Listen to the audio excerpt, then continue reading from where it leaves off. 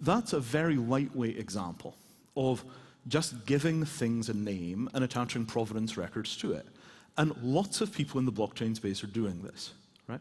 But what I want to suggest is that we need a much broader vision, right? Beyond legal rights for physical assets, we need a model in which every asset in the world has a unique identifier, like every human being in the world has a unique identifier.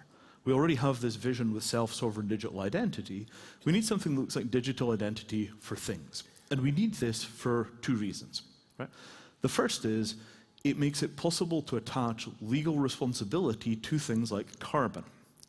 If you have a car, and every time you fill the car with gasoline, your car picks up a whole bunch of bad carbon tokens, and then at the end of the year you pay a bunch of money to offset those tokens against green environmental carbon offsets or carbon remediation tokens, you can imagine a global economy in which people were genuinely able to see the consequences of their actions.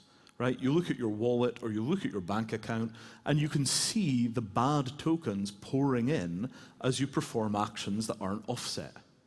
And this is entirely possible, right? I mean, if you think of bitcoins, you could calculate the average CO2 consumption of the Bitcoin blockchain, and that's how much carbon you've created by the amount of Bitcoin transactions you've done.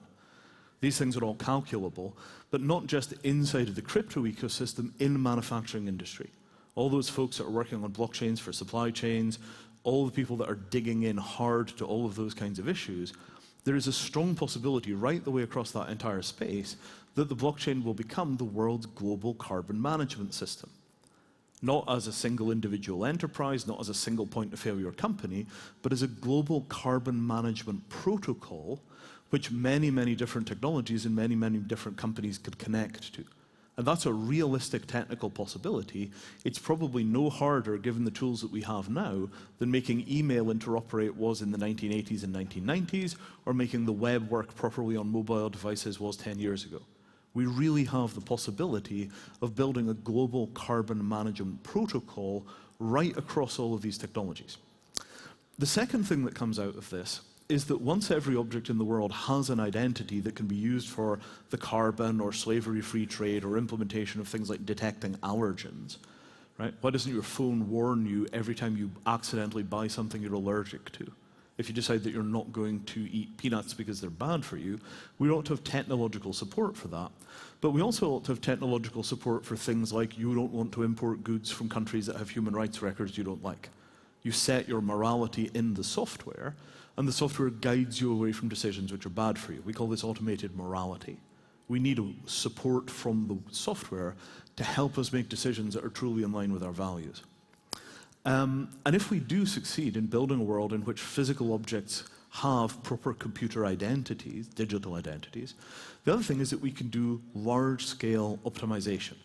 So the average electric drill is used for something like 11 minutes in its entire life, but there's no city in the world where I can have somebody deliver me an electric drill, use it for a couple of hours, and then send it back again and pay $5 or $10. Right? We can't rent the things that we need because we don't have the right protocols for handling matter, and the result is an enormous amount of overconsumption. Everybody has clothes in their wardrobe, which if you could efficiently rent them, and they always arrived on time and they were always the right size, and you could see exactly how you would look in an application before you put them on, everybody would have much more access to clothing, but we'd have less stuff cluttering our lives. All the things that you seldom use, that stuff ought to be rented. And the net environmental impact of doing that, it might save us 10, 20, 30% of global consumption in first world countries. It's an enormous step. So I started out on this trajectory in 2002, when I went from being a tech guy to being an energy policy guy. It was after 9/11, and I desperately wanted to do something about the state of the world. I spent basically 14 years working, trying to get a refugee shelter that I designed into mass production. Some of the spin-offs from that project have done very well. There's a shelter called the Shift Pod, there's the IKEA shelter. But what took me into the blockchain space was the understanding that the systemic problems of the world aren't going to be solved just by cheap housing. Right? I knew how to do cheap housing. We figured out the cheap housing problem. The designs are online. They build 5,000 or 10,000 units a year for Burning Man every year. There are a bunch of companies selling these things, no copyright, no patent, all open source. All of those systems weren't enough to produce the kind of systemic change that I wanted, and that was why I joined the Ethereum team and ran the launch process for Ethereum. Although the end product of change has to be reflected in the material world, it's all the levels above the material world in finance, in governance, in accountability, and in transparency that we need to transform to get the change in the material world that we want, which is a low-carbon, green economy, which has adequate resources for all human beings and still has the ability to build spaceships. And we can get there. We've got the material resources, we just need better ways of organizing them, and the blockchain is the next step in that, even if it starts out with stories and visions. So, thank you very much.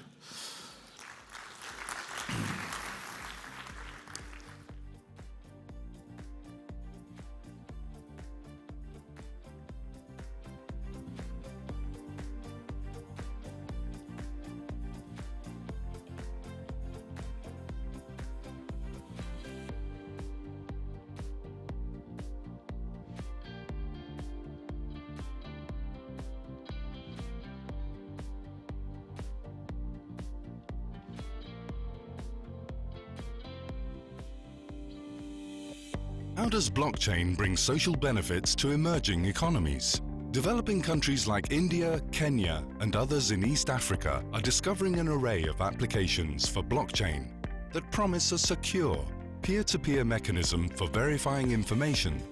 Let's dig in. His Excellency Khurram Shroff, IBC Group. Vinay Gupta, Materium. Neema Jahan, Unification Foundation. Steve Kelso, Galaxy Digital Capital Management.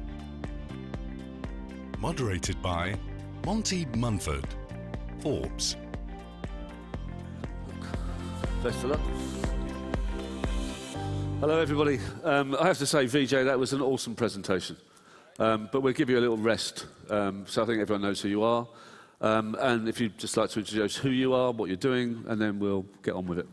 Well, very good. Thank you very much for having me up here today and everybody for coming out here. My name is Neema Jahan from the Unification Foundation. And what we do is we effectively put together private blockchains for governments and enterprises. A lot of these applications actually go and happen in the developing world, South America, Southeast Asia, nothing yet in Africa, but we're working on it. So I think what's really going to be interesting, what we're talking about today, is how these little micro implementations of blockchain technology are working as little pods moving into a whole and shifting the consciousness and how we interact with technology and governance and finance across the world. Thank you. Vijay, again, just remind them. Yeah, Vinay Gupta, CEO of Materium, helped launch the Ethereum protocol, and I work on giving objects digital identities. Thank you. And do I call you Your Excellency, or what shall I call you? Call me Khurram. Khurram. Okay, over to you, Khurram.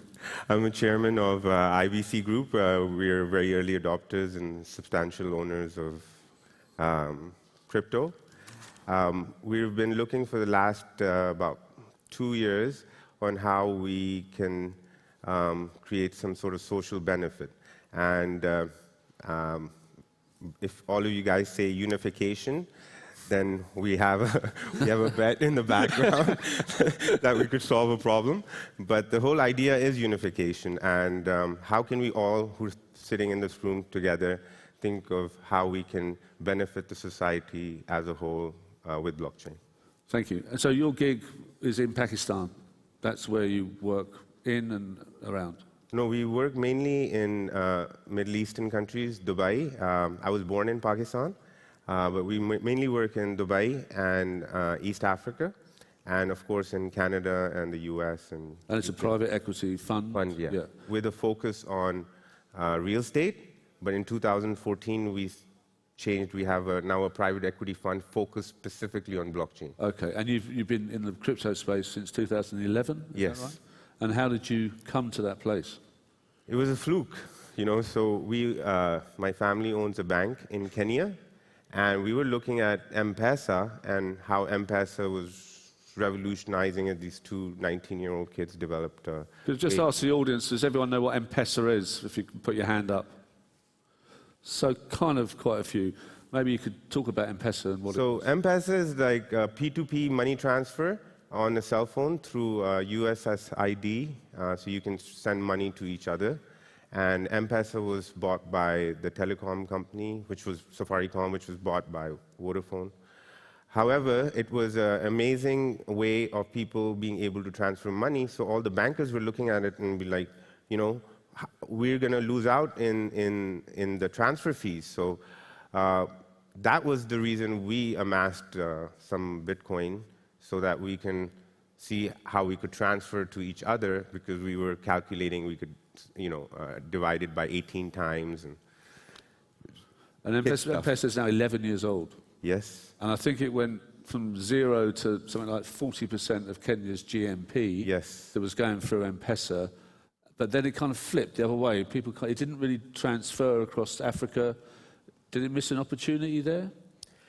And I think that is very important, which I think all the other panel members will also agree with me, is that, you know, we all start out as trying to do social change or social disruption, and then we get complacent, and we stop thinking on why we started to do all of this. And what happens is that corporate policies or government policies or capital or money or relationships come into play, which changes the direction, which has been unfortunate, at least what I think, with M-Pesa, because it was something that was revolutionizing in Kenya and could have revolutionized all of Africa.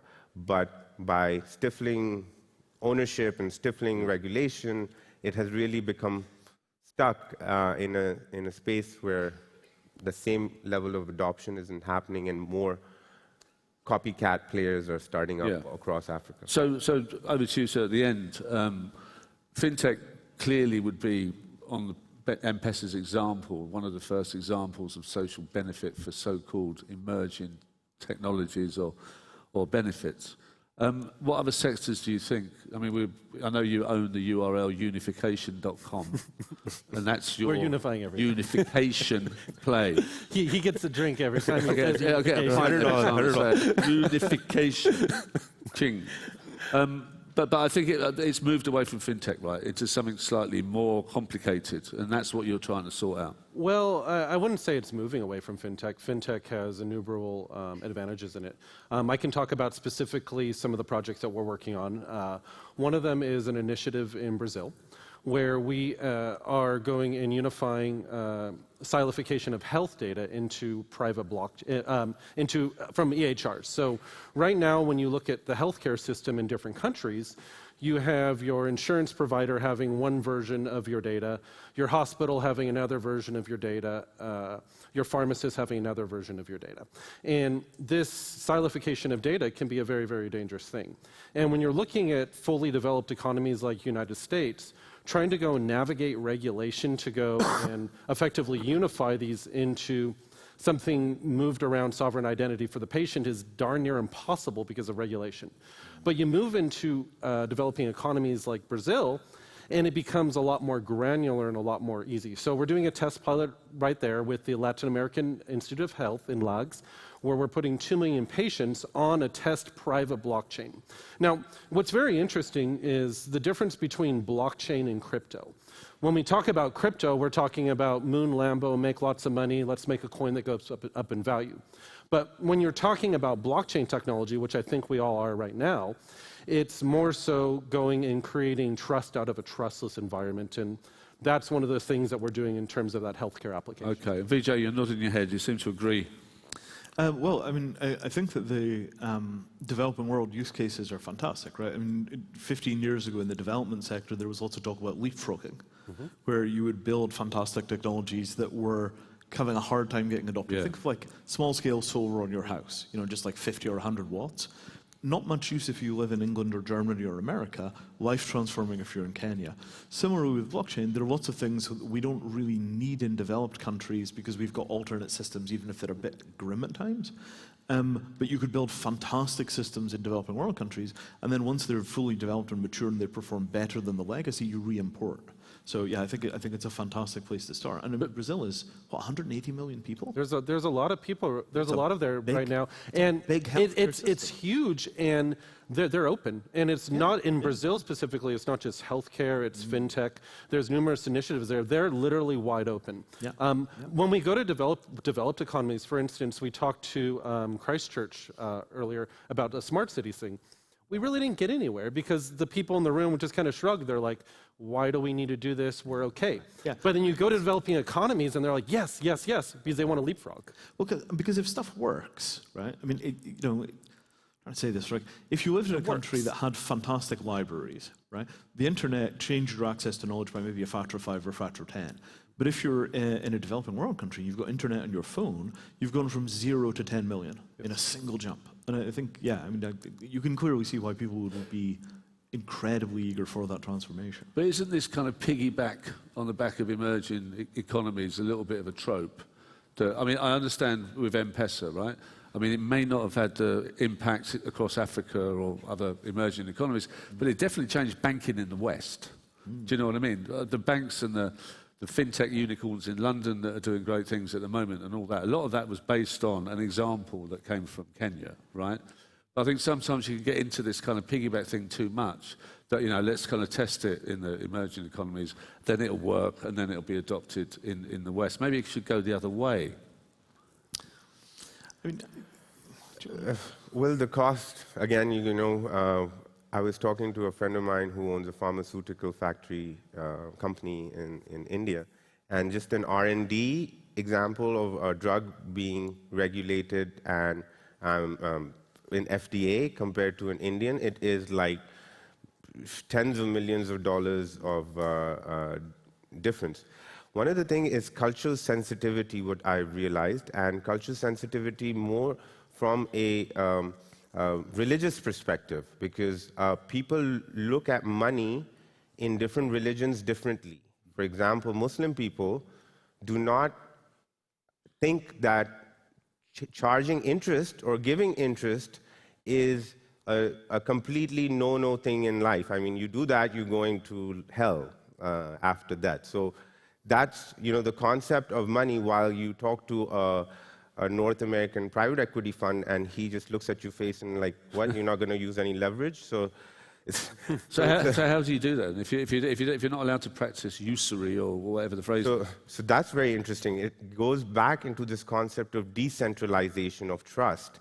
So instead of me trusting a custodian bank to keep my money and give it to you for interest, I'm going to trust you. And I'm going to and in the event you are unable to pay me back money, it is a loss I take. So it's not something that you have to go bankrupt or anything like that. So you no longer have that family pressure, oh my God, I have to go bankrupt because I can't pay. So there's multiple things which are done in Islamic finance, which are really exact replica of what blockchain is. Right, okay. So we spoke earlier about identity management and the Muslim diaspora. How do you kind of, and I think sovereign identity would be part of that kind of... So, you know, there are 6 billion people in the world. There's, I think, 1/4 of the population of the world is Muslim today. And the total Islamic finance industry in the world is about $2.5 trillion. And about $100 billion of funding happens on an annualized basis, mainly from Muslim countries. A majority of the Muslim countries are very poor, so there's a big issue of identity management, places like Afghanistan, Pakistan. In fact, China is considered one of the largest Muslim countries in the world because they have over 300 million Muslims in China. So identity management, then comes fintech. So getting them access to funding, getting them access to housing, getting them access to cars and education through a financial system which doesn't revolve around usury. But do you think that, how does blockchain fit into that? So transparency, immutability is two very good examples of it. I'll be giving a complete detail about it tomorrow, but this is the main thing, is that if a particular product is Sharia compliant, compliable, it is not investing in gambling, or it's not investing in alcohol, or it's not investing in collateralizing its asset.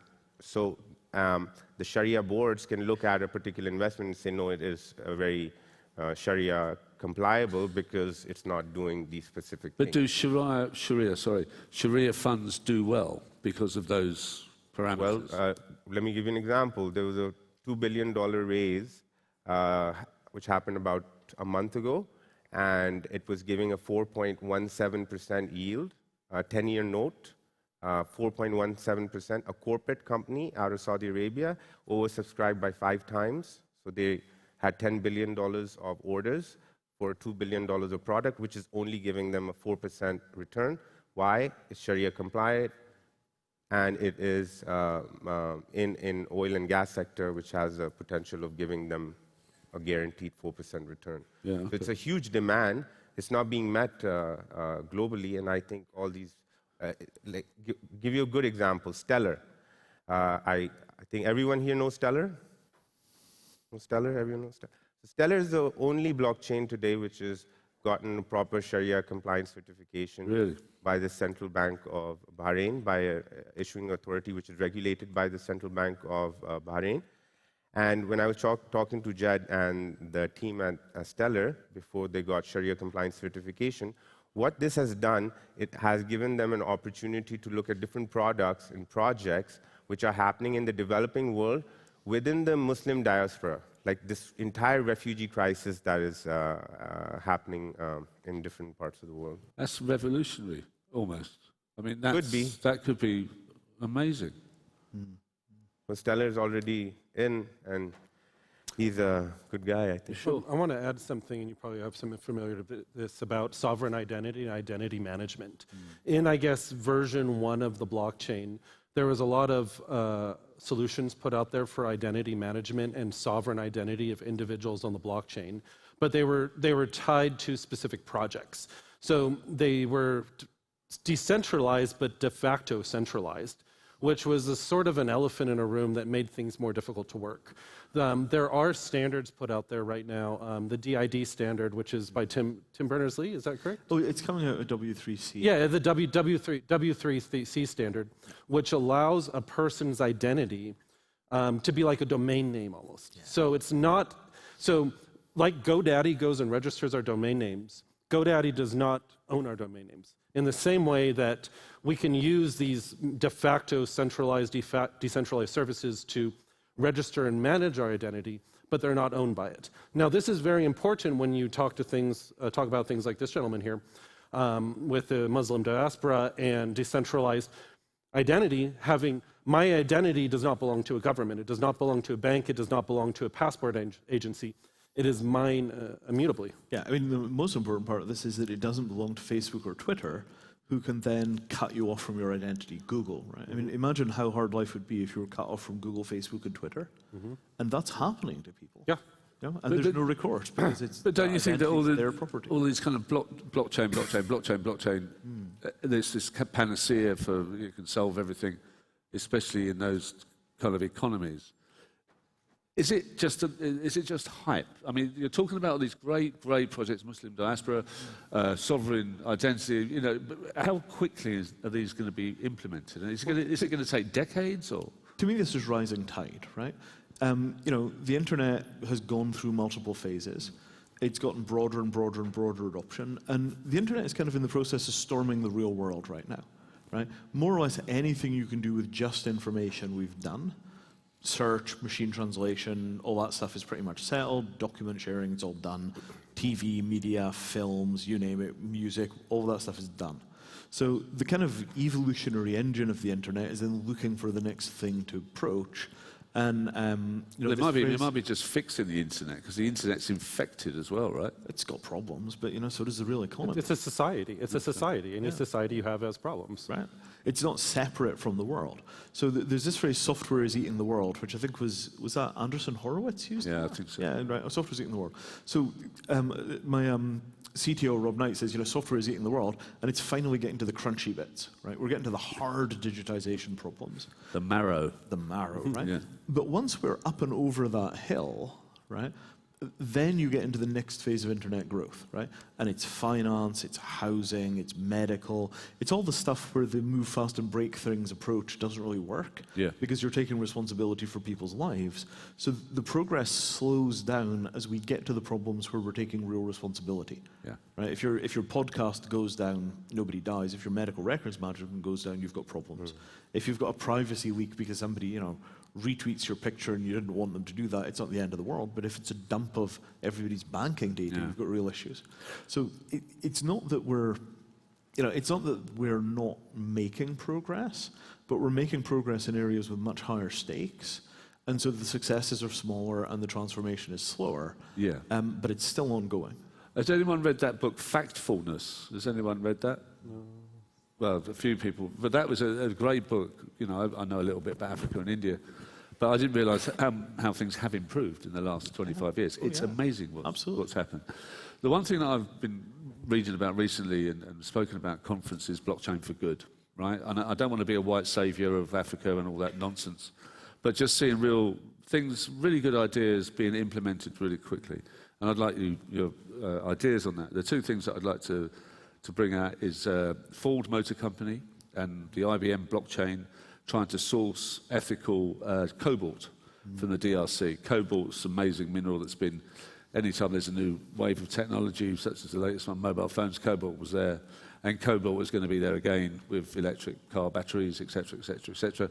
But I'm sure you've seen pictures of miners in DRC and the way they're treated.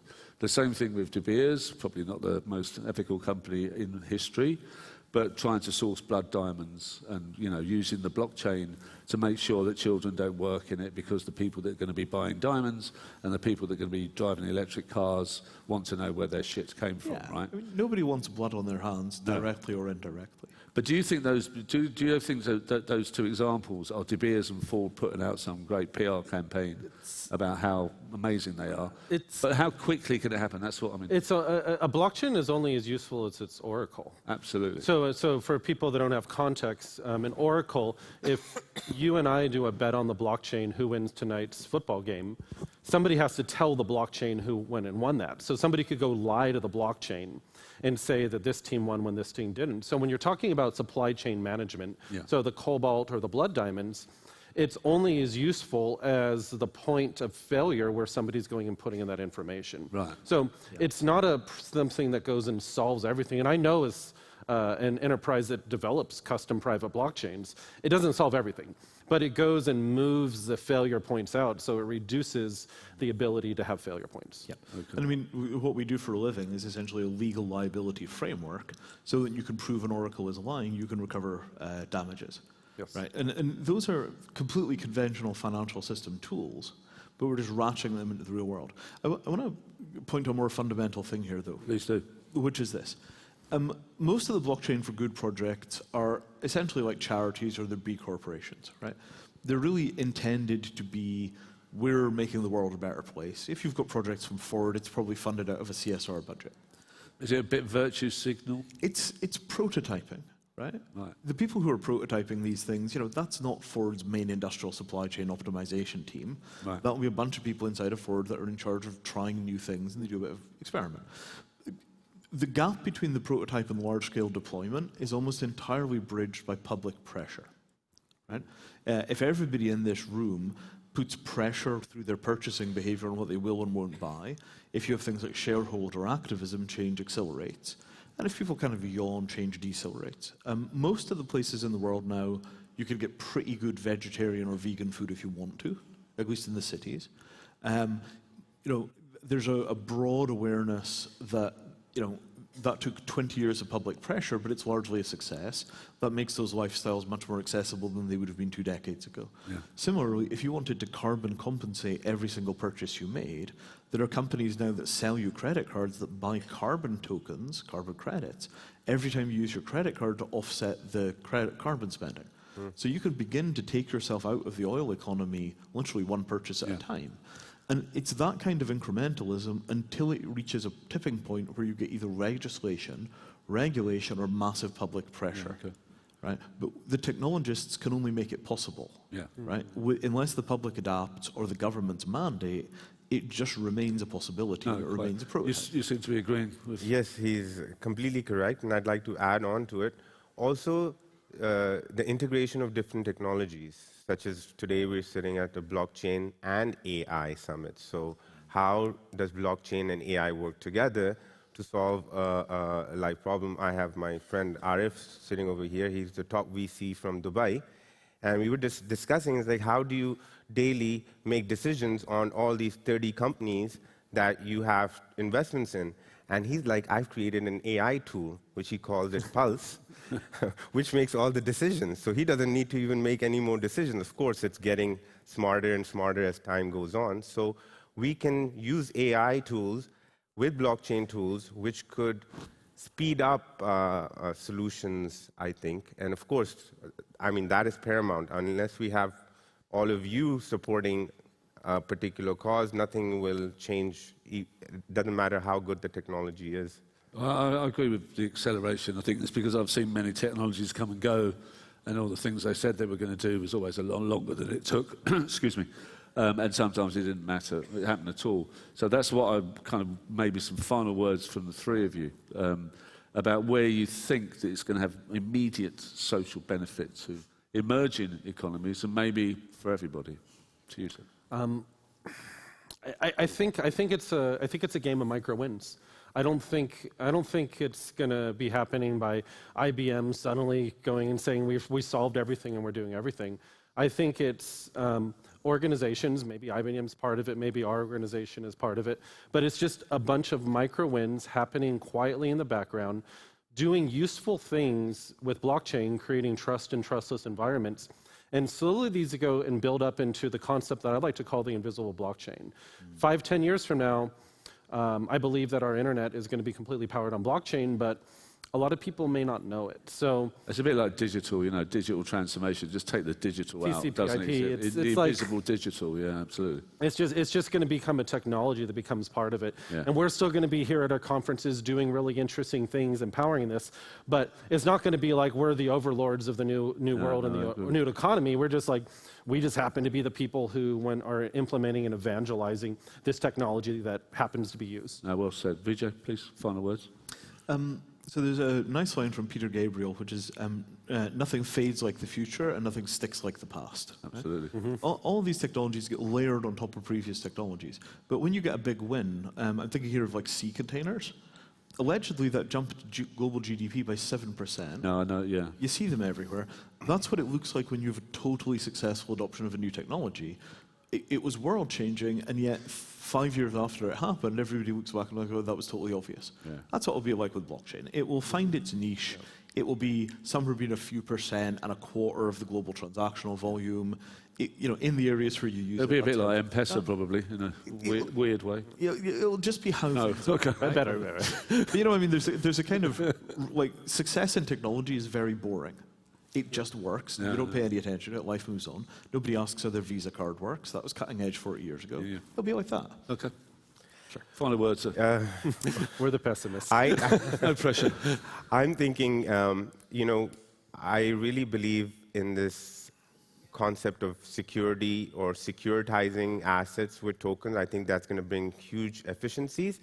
And it will give an opportunity for the big boys to come into this blockchain industry, or big money to come in the blockchain industry.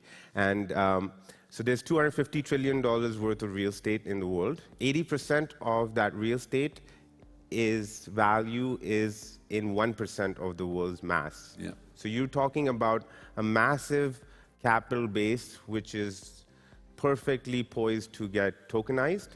And I believe this is where massive capital will come into this. Apart from the technology side, is securitizing real estate assets. And hopefully not ruin it, right? Hopefully not ruin it. Amazing panel. Give them a round of applause, please. I learned a lot. Thank you very much. Thank you.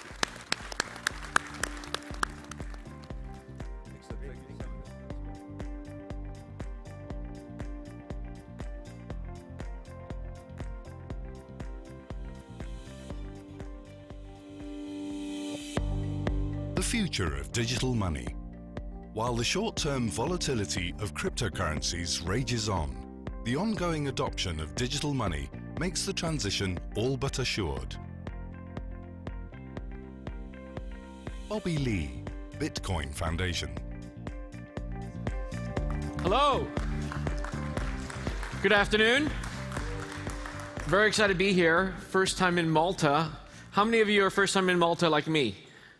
Oh, wow, look, great. What a great day. As someone was asking me, is Bitcoin winter over? And I was saying, I mean, look at the sunshine. Okay, let's get started. The future of money is digital currency. And of course, that's the case here. Before we go into why, but let's talk about money started in the past as precious metal, gold, silver, and of course before that as commodities and so on. And what is the problem with today's money? Okay, let me take a step back. So the past is gold and silver. We moved on, and today's money is about the money in our pocket, like the euro, right? The 500 euro, the fiat money, the money in your bank account. But what is the problem with today's money? It's actually this one thing that you can find on your phone and on your computer. What is it? It's control. They have control over your money. They being the institution, the governments, the banks, the financial infrastructure, the central banks, and so on. How do they have control? Well, they have control over your cash.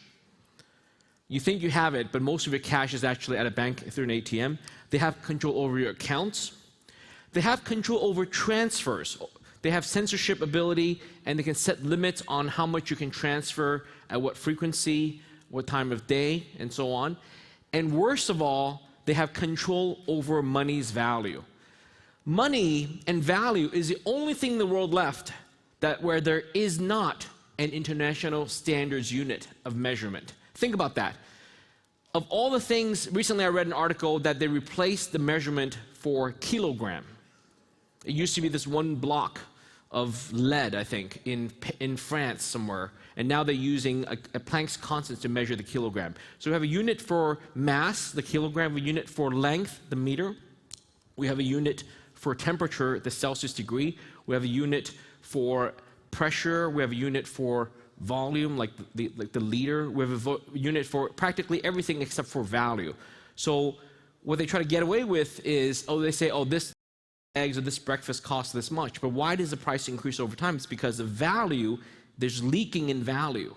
The money we have, what you can buy with 500 euros will diminish over time. When this first came out 10, 20 years ago, it was worth a lot more than it is worth today.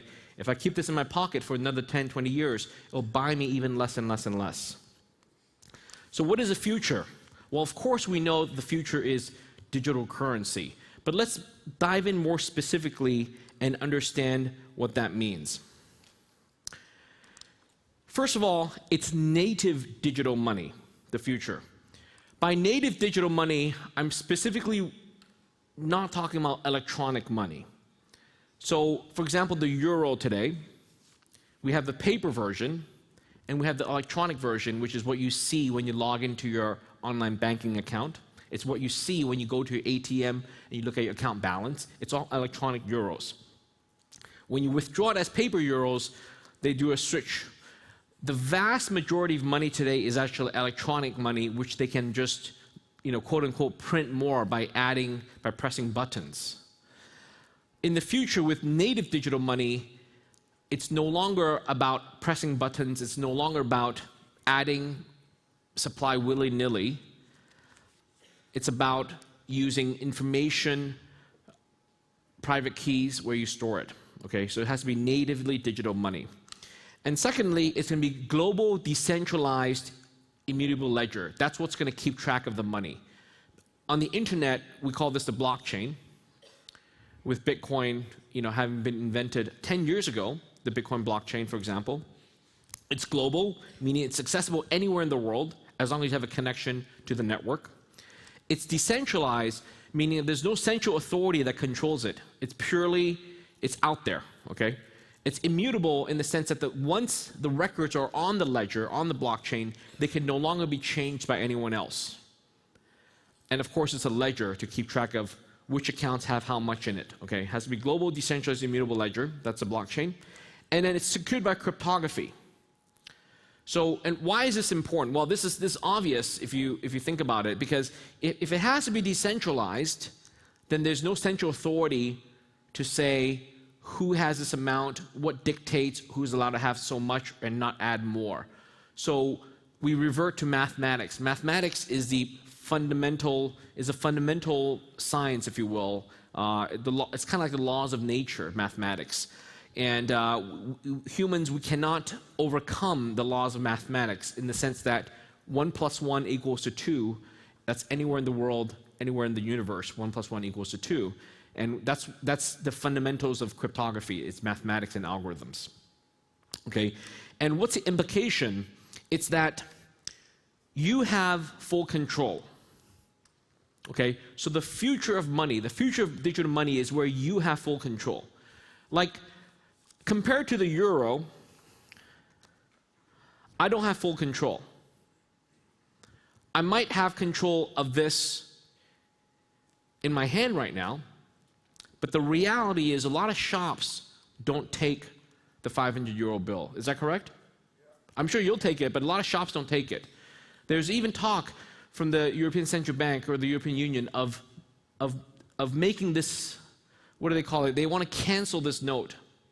They want to just get rid of it, because they're afraid of people like me having these notes in my pocket, pulling out willy-nilly. So I may feel like I have it control, but I don't have control over the value of it. I can't use it anywhere I want, and certainly the longer I hold it, the less I can buy with it.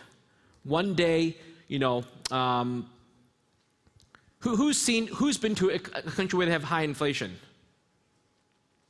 So countries in South America, countries, you know, in Europe many years ago, we have a high inflation. And basically, you keep your money, you fold it up in your wallet, and then you realize, wait a minute, it's not worth much anymore.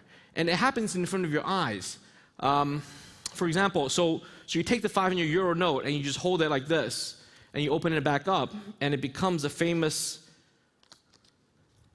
0 euro. So that's the future of all euros, where it goes to 0. And in fact, some of you may know this is actually legitimate, that the European Central Bank authorized to make the printing of these 0 notes. So Europeans are way ahead of their time for knowing that all fiat money goes to 0 eventually.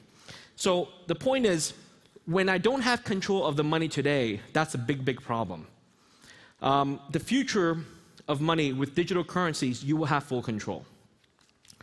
So information is actually ownership. Why is that? Because think about digital currency, think about the blockchain. What entitles you to the cryptocurrencies you have on the blockchain?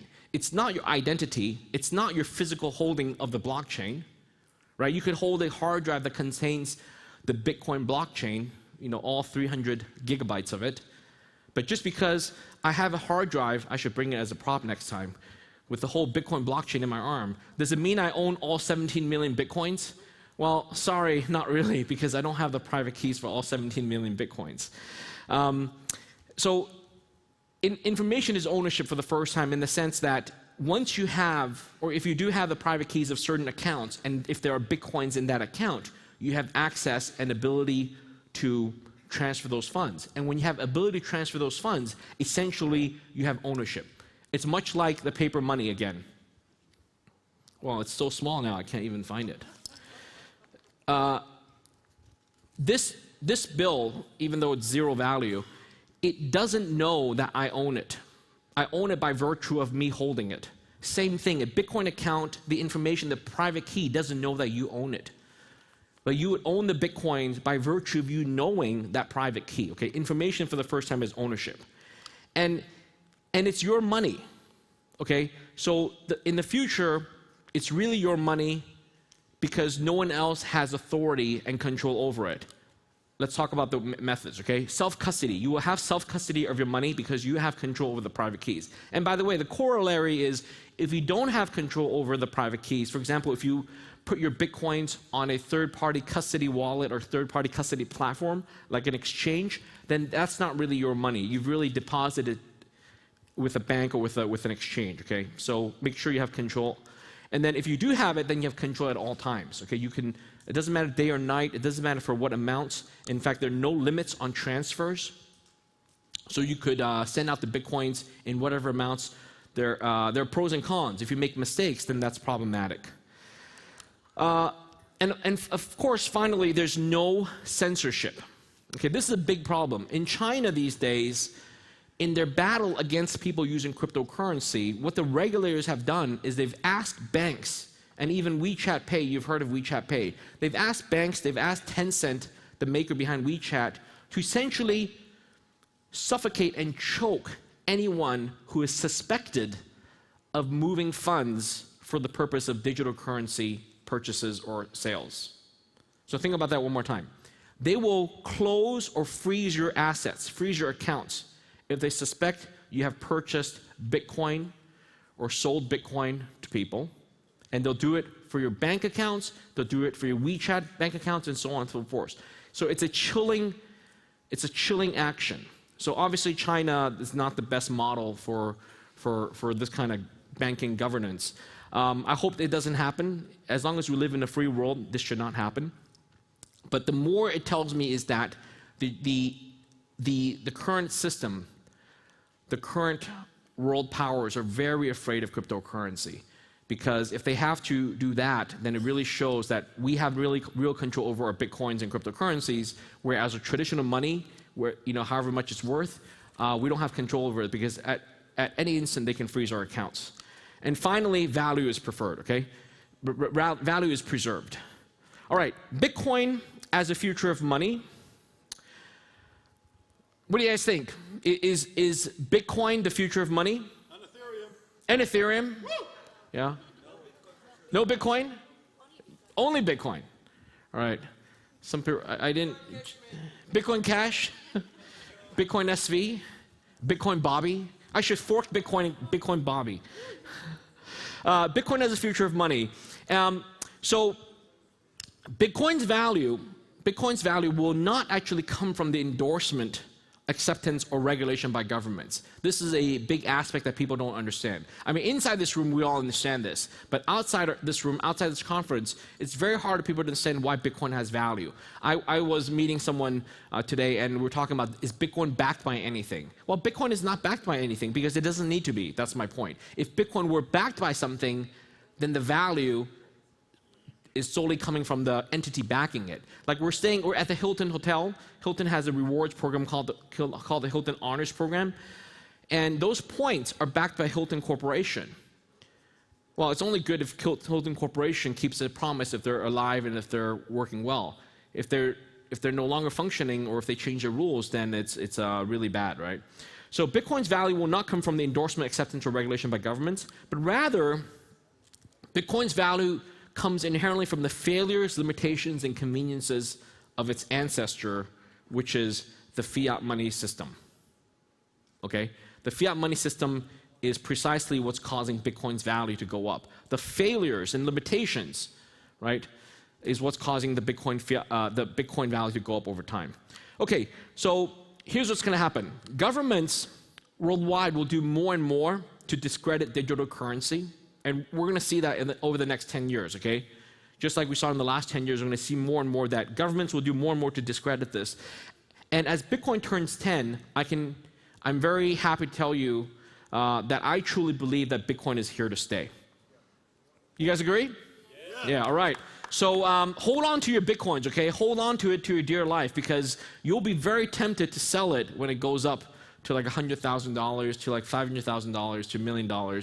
But if you do sell, don't sell all of it, okay? Keep a little bit for your children and for your grandchildren.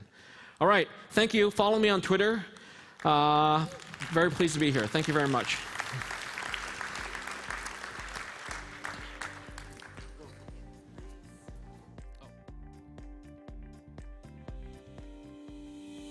Is a global decentralized financial system a possibility or a utopia? The decentralized financial ecosystem aims to tackle key infrastructural challenges in finance. Will this prototype succeed where others have failed? Bobby Lee, Bitcoin Foundation.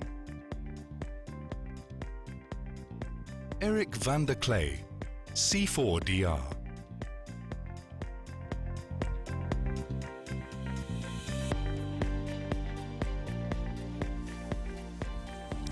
Thank you. Hello again. Hello. How are See you. Bobby? Great to see you. Thank you for doing this. These people look familiar. Hi, everyone. So, what happened was, Bobby and I were sitting in a hotel in London, having a great chat about a fantastic secret project. We're not going to tell you, but watch the space. And we had this discussion about blockchain. And it was kind of shocking to me, some of your views, especially after that presentation. So it was quite an interesting discussion, a debate. And we said, okay, let's wait. Let's do this on stage so there's no holds barred and we can just have a, you know, the Marquis of Queensberry rules, of course, but it was a bit like you said to me, but Eric, what's the point? I felt like... Regarding blockchain. Blockchain, yeah. So what's this debate about? It's a debate about blockchain, right? What's the use of it in the real world and so on. Yeah. So first thing is, we started this debate, you know, in our meeting a few months ago, and we decided to take it on stage. So my first request is let's define what blockchain is, because the word blockchain wasn't around more than 10 years ago. Right? It's just in the last 10 years that we're talking about. Blockchain came about with the advent of Bitcoin. Right now, there's blockchain powers a lot of other coins and other tokens and so on. So, what's your view? What does the word blockchain mean to you? Well, there's two types. Obviously, there's public and permissioned. So, you know, well, there's probably more than that, but I would say there's those two kinds. But I see value in both. So maybe like you do. So the public is kind of like my version of blockchain, and maybe the permission is the Eric's blockchain.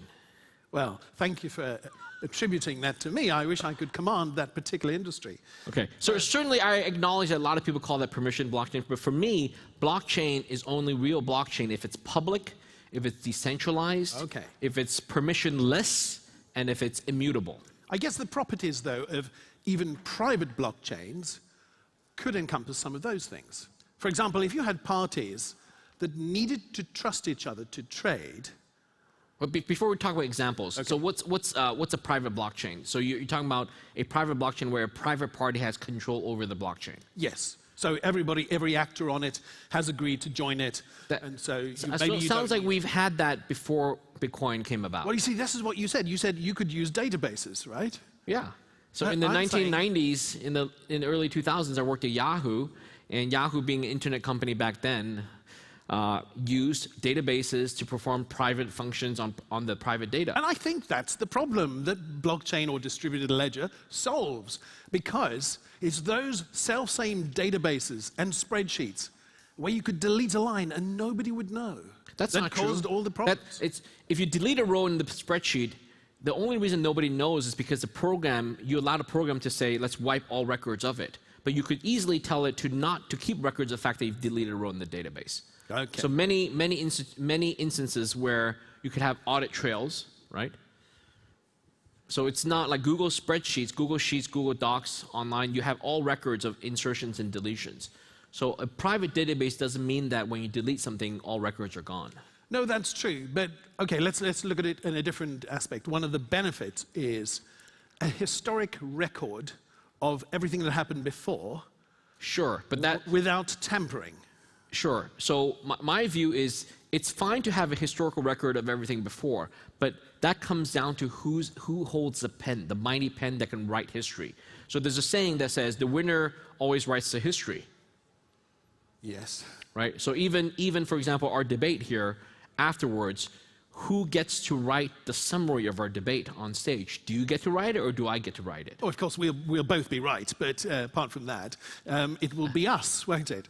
But no, let's actually drill down to the examples, because what the examples do is they help us understand the application. So I felt, and I was looking for examples, I said, okay, blockchain is for where the entities don't or can't trust each other. Agree or disagree. Agree, yeah. And that's blockchain, you mean public blockchain? Of course, yeah. For me, I mean public blockchain. So do you think that private blockchain could serve that same function or permissioned? For example, if you're doing business, trade with developing countries where infrastructure isn't in place, could private permissioned blockchains in a supply chain help provide certainty where it didn't exist before? So a traditional database, what you call a private database, is fully at the same capability as a private blockchain. And certainly, yes, a private database can be used for a lot of good business purposes. The greatest e-commerce companies like Amazon, Sure. you know, they all use databases everywhere. Airlines use databases, hotels use databases, and certainly databases can be used for, you know, trade and so on. And it can be distributed. The databases can be fully distributed, it can be high availability, it can have high performance. I definitely agree that. But I wouldn't call that a blockchain. What would you call that? A private database. Private database. Yes. That happens to be synchronized amongst the participants.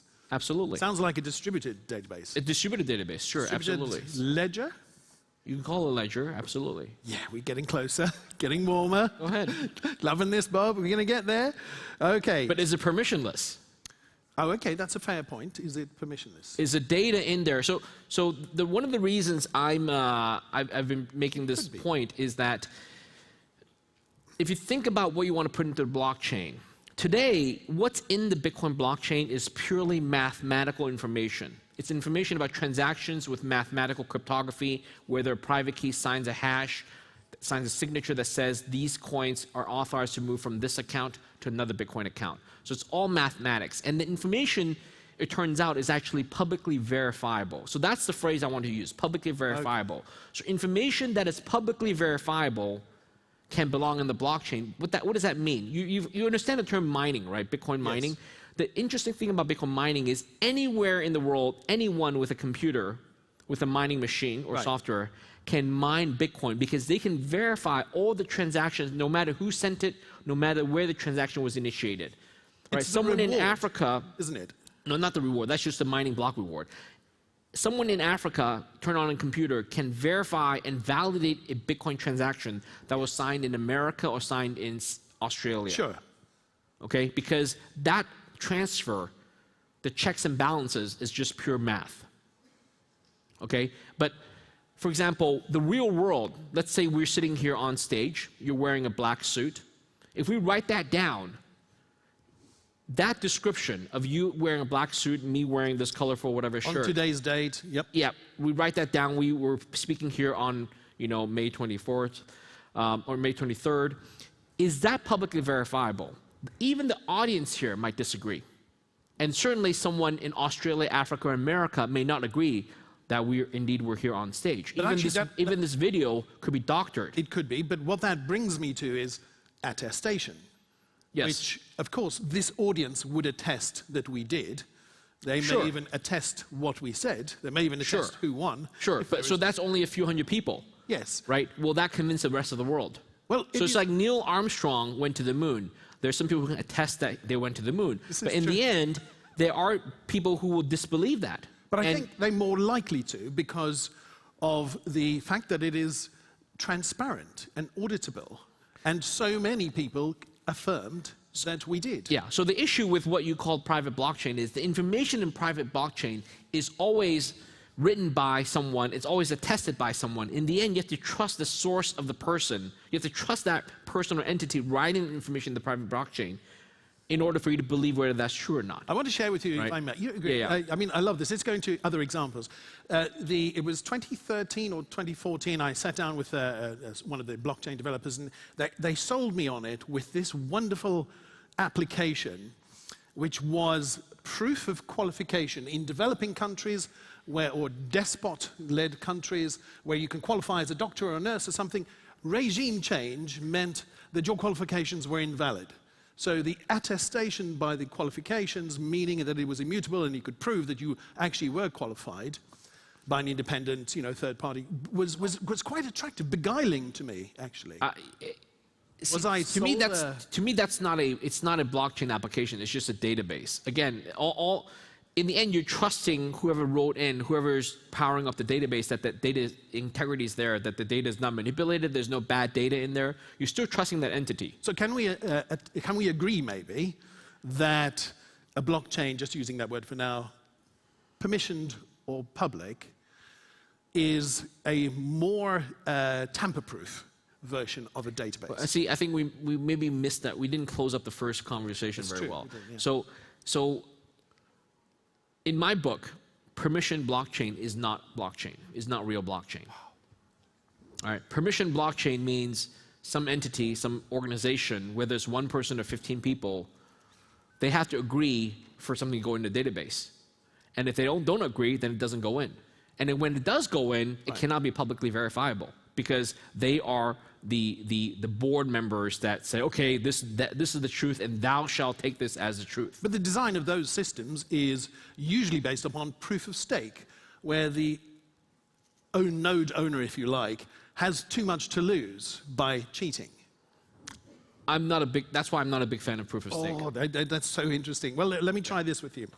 In the financial crisis, do you think that if those CDOs and CDFs that caused us all the problems that they did, built on beautiful databases and spreadsheets, I might add, if those CDOs and CDFs, if the analyst buying those securities could press a button, what? If the analyst, or buying, the person buying those securities could click a button, and the true level of risk, mortgage risk for those mortgage-backed securities became transparent because it was immutable right the way through to when that person borrowed the money but really didn't have the income to prove it. Do you think the financial crisis could have been averted? I'm not sure I understand your question. It's with private databases, are you saying private databases are immutable or they're not immutable? I'm saying that private databases are not immutable, and that's the problem, and that's why society needs them. I disagree. I think private databases can be immutable. It depends who you are. For example, there's a record that tracks real estate. So who owns real estate in Malta, right? Wouldn't you like to own more land or more properties in Malta? Well, if you can go in and change the database to show that, oh, this parcel of land is now owned by me, then I'm all of a sudden more rich and wealthy, right? So I'm not sure if you're making my argument for me. No, my point is you can't change that. You can't change it. You can't change that because I don't have permission to do it. There is a central authority, a land registry. Exactly. That we need. So the point is private databases is always private. There's always someone with the pen, with the right access, and there's other people with read access. So I don't think I want anything. Basically, private databases has its use in society. I don't disagree. I think there are many things in the world where private databases do great. But in terms of global currency, money, I don't trust a private database. Actually, about that, I think I could probably come over to your side, because you almost came over to my side, so it's going to be 1-1. And I think the example of that is the Greek financial crisis, isn't it? And it goes back to what you said underpins the value of something like Bitcoin. It is only the confidence of the community that uses it, really. Well, there's more than that. There's Metcalfe's law and network effect, but the confidence of the community that uses it. So, in the Greek financial crisis, because confidence in the central governance and banks was diminished, there was actually a plan. We now know about this plan, where they were going to empty the Greek citizens' bank accounts of euros and replace it with Bitcoin. Of course, if they'd done it, the Greeks would be the wealthiest nation on earth today. But it was actually a plan because it had the potential of being a refuge currency because it didn't have central control. Do you think we might see that happen? I do predict that within the next 10 years, that certain countries' central banks will start incorporating Bitcoin in their basket of reserve currencies. I think it's very reasonable. But it doesn't mean that they have to circulate the Bitcoins to the public. As long as the currency you hold is backed by Bitcoin, then the whole nation's wealth will go up. Oh, they cut us off. The whole nation's wealth will go up when the Bitcoin value goes up. I wonder if that was some central government. Controversial. Yeah. Wonderful. Well, just to say that I have a, just between us, I have a predilection for nice handbags. Don't look at me in a strange way, but I want to know that they are authentic. And so for me, trade-based blockchains, and I love calling them that, but forgive me if it's wrong, that can help me prove the authenticity of that, the provenance of things like blood diamonds. I think databases can do that job very well. Maybe we should just continue this discussion. Maybe over a beer in part of that wonderful Maltese hospitality. Great. Bobby Lee, thank you so much. Good. Great chatting with you. Great chatting with you.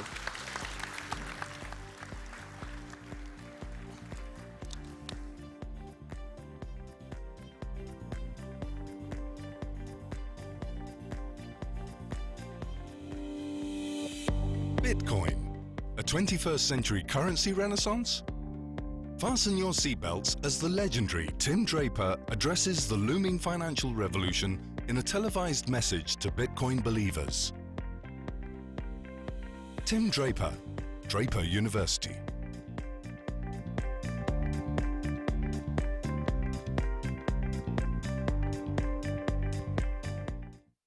Hi, Malta. Oh, we love you, Malta. I'm Tim Draper. I'm from Draper Associates. I'm a venture capitalist and a big Bitcoin enthusiast. And I think that we've got the tiger by the tail, and Malta has figured it out. I'll start by talking a little bit about that. Anyway, thank you, Malta and the Malta AIBC program. I'm so sorry I'm not there. You have an absolutely gorgeous country, and I'm sorry I'm not with you today. Well, so Malta's figured this out. Ever since Bitcoin, we have a decentralized thinking world. And the way I describe that is we've got a decentralized currency. We've got a currency that travels around the world. If you were a refugee from Sudan and you came from a wealthy family, you would then go over to Greece and you'd start with nothing. But if you had Bitcoin and you were in Sudan, you would go over to Greece and you'd pull down your Bitcoin and you could start your life again. And that's one example of so many others that make all of our worlds better because of Bitcoin. The other is Bitcoin is going to make for a real tumultuous time. We are going to see a tremor in the world. And that is that if you start thinking of the world as decentralized, you suddenly stop thinking of nationalism or patriotism or tribalism. You're not thinking of this is my little land here. You're thinking about, hey, I live on this globe with a decentralized world. And that decentralized world is much more effective and works much better if those borders are completely open. And so we're seeing the slow, gradual dissolution of the borders around the world. And that scares a lot of people and a lot of governments. And some governments, and so governments sort of have a choice. They can either say, I like it the way it is, I don't want anything to change, leave me alone, let me be a tribe. Or a government says, if we do this, our country will be one of the most advanced and wealthiest countries in the next 40 years because the world's going to change and we can be a part of that new world. Well, you saw what happened. China said Bitcoin is illegal, and so all the entrepreneurs from China were saying, how do we get out of here? China said we're going to keep all the money in renminbi. All the people in China were saying, how do we get money out of this country and into dollars or crypto? The other thing that happened was Japan responded and said, Bitcoin's a national currency, and here's how you do an ICO, and we're open for business. So if Japan is completely open for business, then the Chinese entrepreneur have a place to go. I think Japan was very clever there, and they were very smart in deciding to make Bitcoin one of their national currencies. And now I've been to Japan recently, and you see, jewelry, and there's the price in yen, and there's the price in Bitcoin. And you see, cat for sale, price in yen, price in Bitcoin. So Japan has really opened up. And the other thing that's happened, and you were all too well aware of this, is that Binance was a Chinese corporation. And Binance said, when China said, what you're doing is illegal, Binance said, oh my gosh, I've built a $10 billion business here. And you are telling me that what I've been doing all this time is now suddenly illegal. I have to do something. And so what they did was they moved to Singapore. And then Singapore was accepting for a while, and then they got a little heavy-handed. And then they went to Malta, to you. And your country took them in and recognized that a $10 billion business is incredibly valuable to a small country. and you accepted them. And Binance, of course, has been an outstanding success. And they've done extraordinary things. And I'm very thrilled that they are now a Maltese company. Well, so I've kind of hit the big point here, and that is that the world is decentralizing. But what I haven't hit are all the little entrepreneurial opportunities that I'm seeing out there. Bitcoin and all the technologies that came off of Bitcoin, the blockchain, smart contracts, Lightning Network, Open Node, all of these interesting technologies are changing the nature of all finance and all commerce and pretty much all the way we do business, all banking. And I'll give you an example of how that might work. Well, let's say I'm a venture capitalist and I raise money in Bitcoin, and then I deploy it in Bitcoin into 20 different companies. And then those 20 companies then pay their employees and their suppliers in Bitcoin. Well, what I've just done is, since the blockchain is this perfect ledger, what I've done is created a whole platform that doesn't need any accounting. And so an accountant can add value in other ways. And the other part is with a smart contract that I might have with my investors and my entrepreneurs might have with me. The smart contract can determine the flow of all funds through all the waterfalls. And that can make it so that, that I don't need a lawyer either. And so the lawyers can add value in new ways. And that gets me to sort of artificial intelligence. My son, Adam, said AI is going to take all our jobs. So now think about what you're doing now and think about what artificial intelligence is going to do to change your job, and then start to abstract and start thinking, hey, what could happen in the future? How might this all work? And I think that's going to sort of change your way and your thinking about how the world's going to work. Anyway, we're going to have, I can imagine venture capital being all Bitcoin and all AI, and some amazing things could be happening there. Think about that with your own job. And as an entrepreneur, this is the best opportunity in the history of the world. We're seeing this will be the biggest wave, the biggest transformation that the world has ever had. Whenever you have a big tremor, big earthquake, you get a tidal wave. We are having the big earthquake. The earth is changing because we've got Bitcoin and we got a decentralized world, and people are going to have to react to it. And those of you who are afraid are going to be crushed by the wave. And those of you who are excited are going to ride that wave and have the ride of your life. So have a great conference. I'm sorry I'm not there in Malta. I hope to make it to the next one. You guys are great.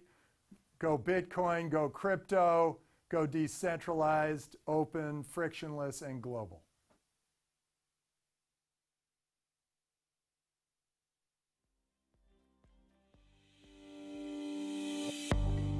How can we reconcile blockchain security with rampant hacks? Over $15 billion have been stolen from cryptocurrency exchanges. How do we ramp up security to mitigate these risks? Pascal Gauthier, Ledger. Salut. Merci beaucoup. So I'm not going to do this in French. I'm going to switch to English now. Thank you for having me. I've got 10 minutes. The countdown is somewhere. I've got slides. I don't need actually slides. Raise your hand if you want to see slides. Yeah, you want to see slides? I'll show you my slides. They actually suck, so fair warning. I've got sucky slides. The most important is what I'm going to say. And what I'm going to say is very easy. So you're not going to come out of these 10 minutes thinking that I've changed your life. But actually, it's because it's easy that it's very important. So one thing that I always do, raise your hand if you own a Ledger Nano S or one of our products. Okay, that's good, but we've done better in some conferences. So For those who don't know Ledger, because you haven't raised your hand, Ledger is a security specialist in the crypto industry. We've been known for one product that is called the Ledger Nano S. We sold 1.5 million units of the Ledger Nano S, which looks like a USB stick, and it's actually used to protect private keys. And it's actually used to protect private keys when you don't use them, but also at the moment of transaction. So thanks to your Nano S, you're sort of safe all the way. It's based on a chip and pin technology that never reveals the private key at any moment. So even when you do a transaction online, even when your Nano S is connected, it will never show the private key. So why do we think that what we do is important? Number one, slide, okay.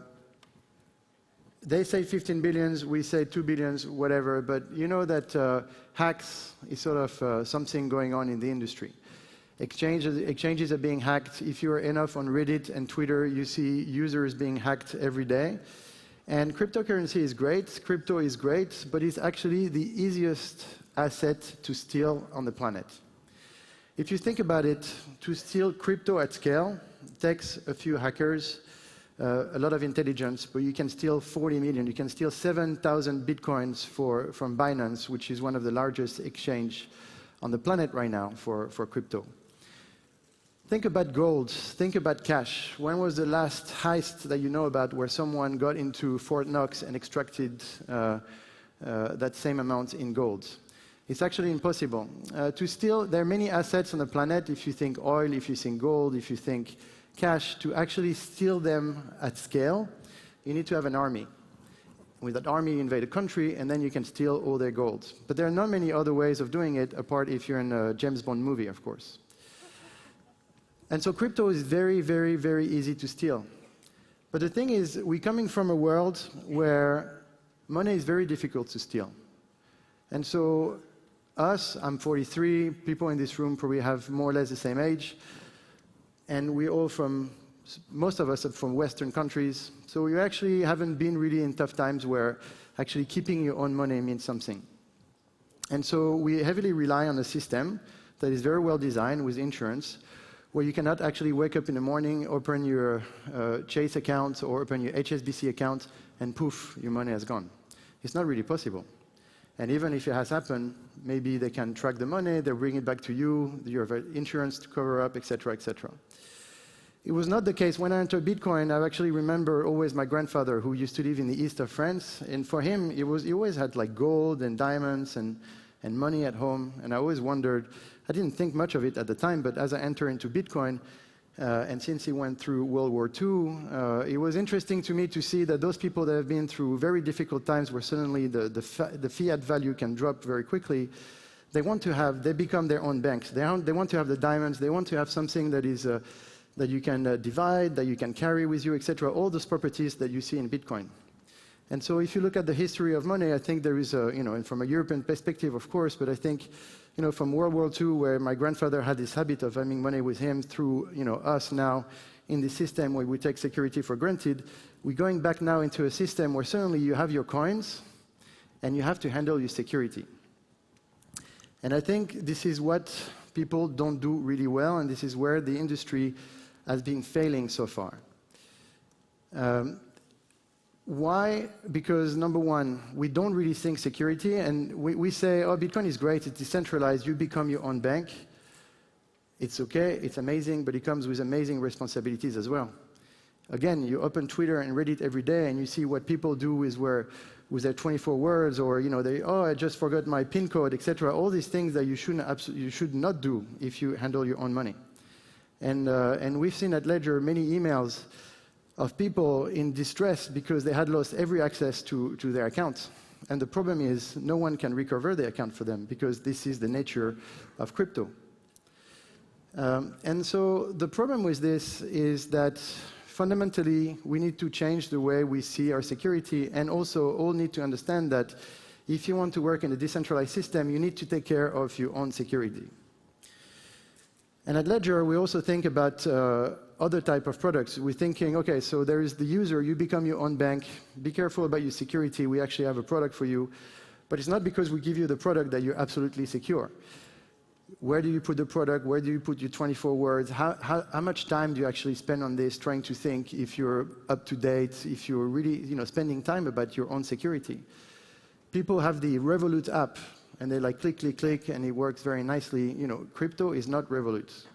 Crypto is much more difficult, and so unless you trust a third party with your crypto, if you have to handle your own money, then it comes with consequences. And there are myths in the industry, this myth of cold storage. So this idea that if you write your private keys on a piece of paper, you're actually very safe. And actually that's true. I mean, if you write your private keys on a piece of paper and you send that piece of paper to Mars, your coins are pretty safe. But the problem is, once you want to do a transaction, what do you do? You go back to Mars, you take your piece of paper, you come back to Earth, and then you enter your private key into a browser, and this is when you get hacked.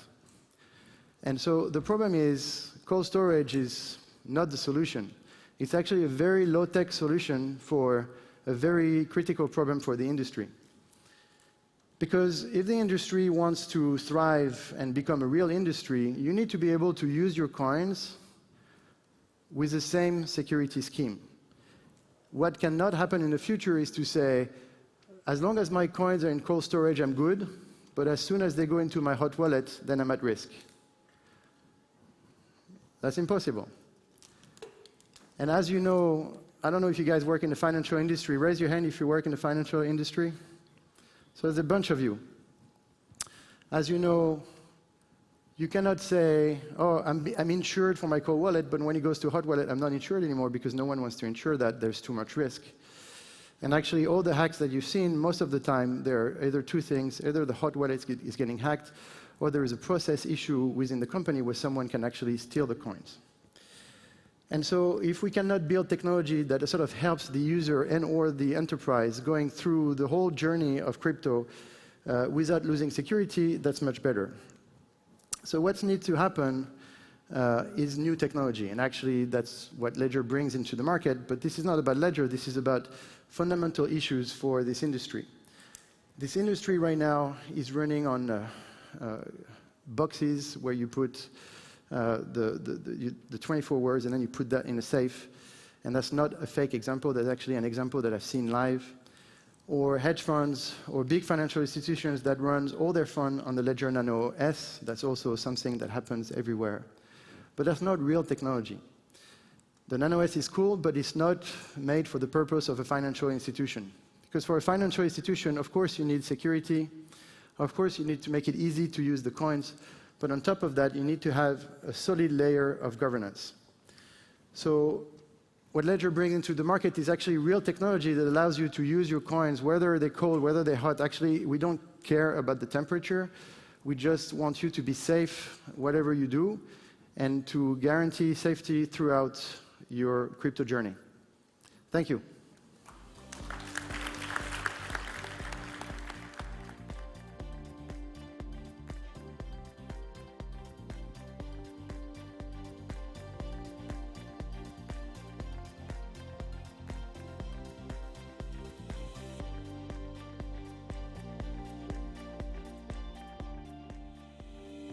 Hacking the DNA of humanity with blockchain and AI. The fusion of blockchain and AI is set to bring about a multi-trillion-dollar industry. Let's dive into the incoming tsunami of tokenomics and automation. Dinis Guarda, Ztudium.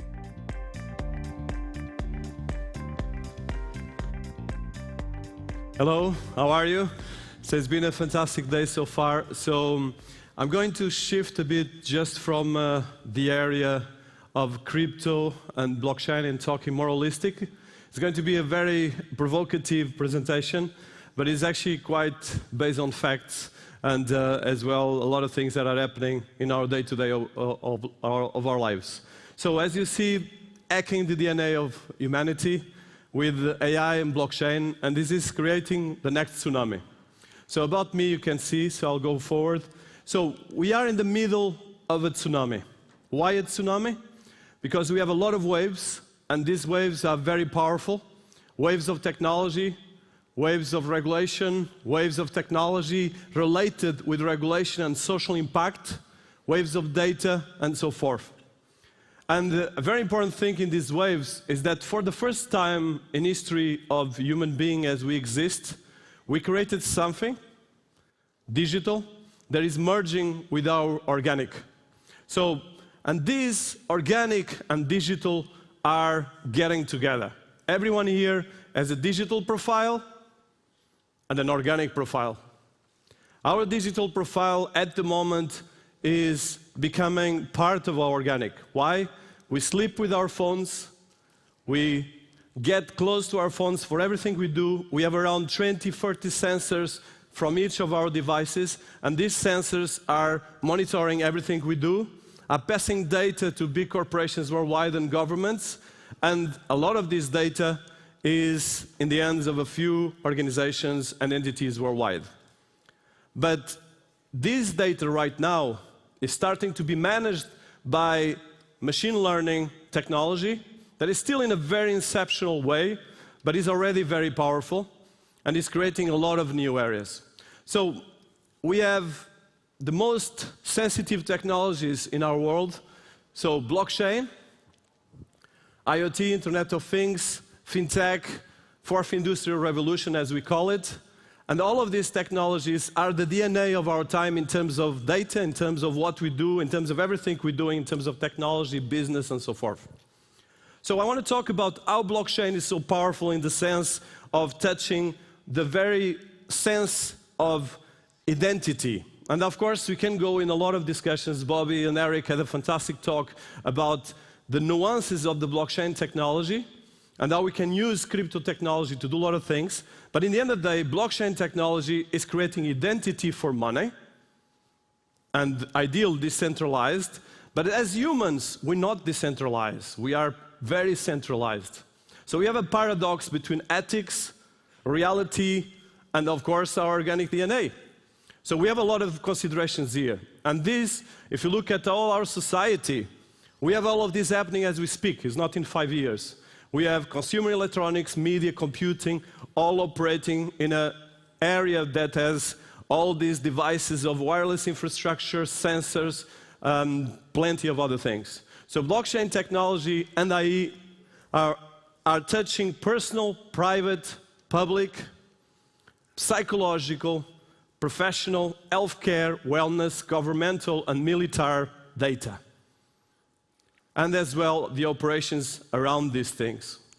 So when you look at tech mainstream, and this is where we are at the moment, we have mostly privacy, ownership, identity, and then we have machine learning, super intelligence that we're starting to have, especially with artificial intelligence. But I always look at artificial intelligence and blockchain together.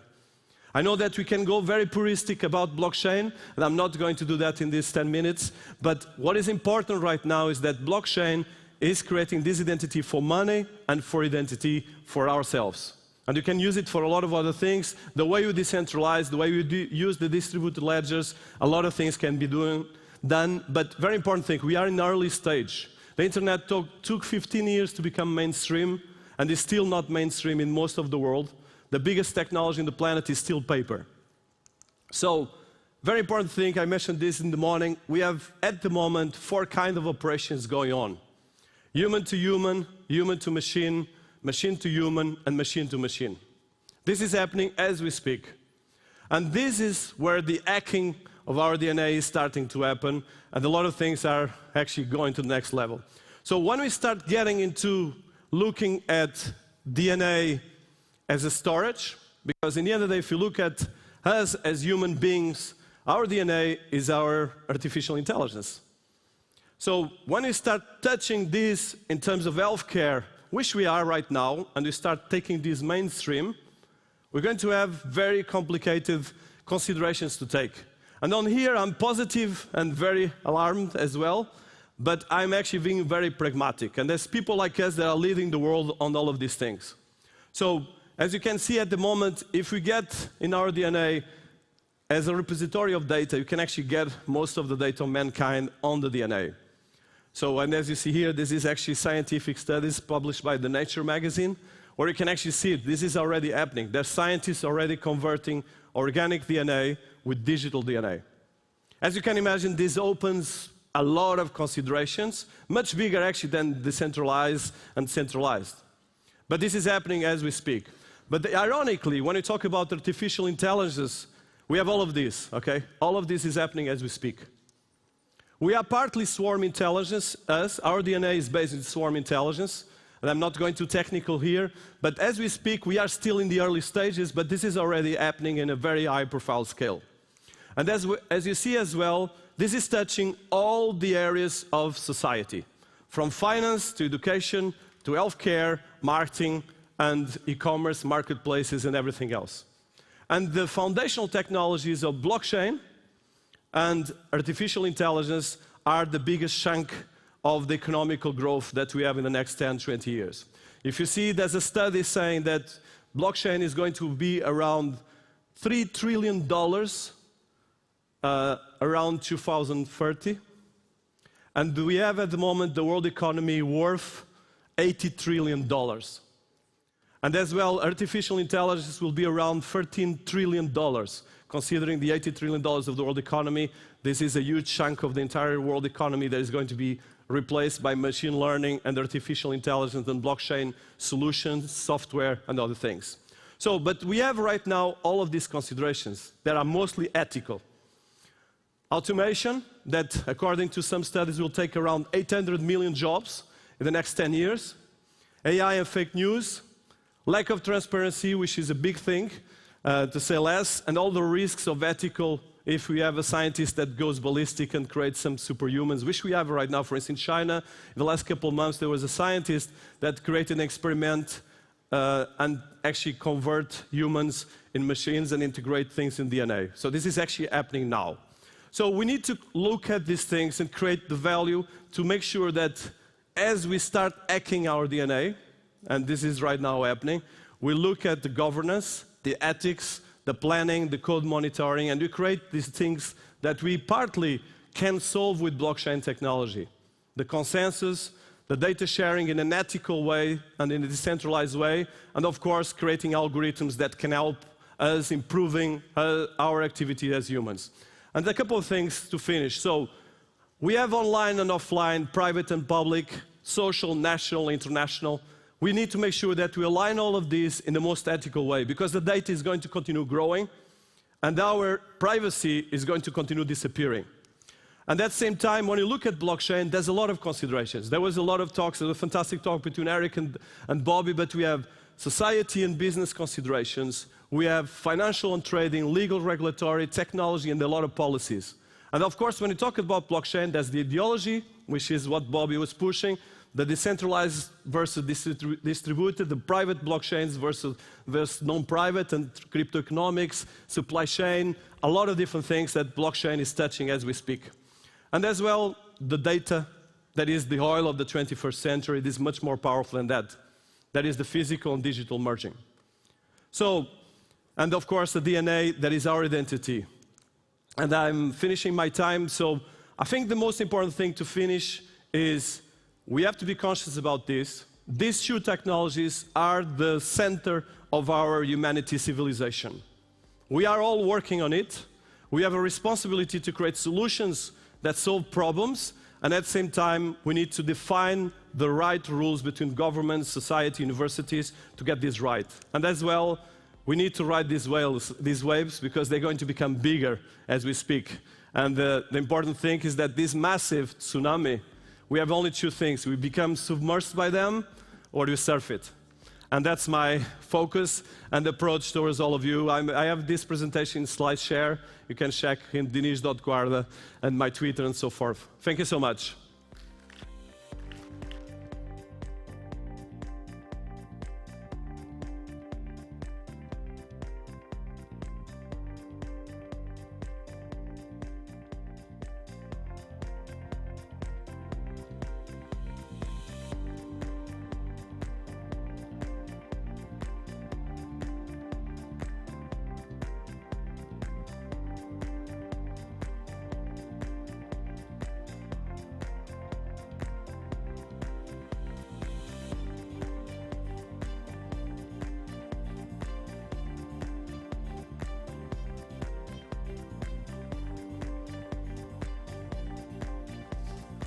Hi everyone, I bet you were expecting to see the beautifully curated robot make the announcement. Well, you're going to have to put up with me.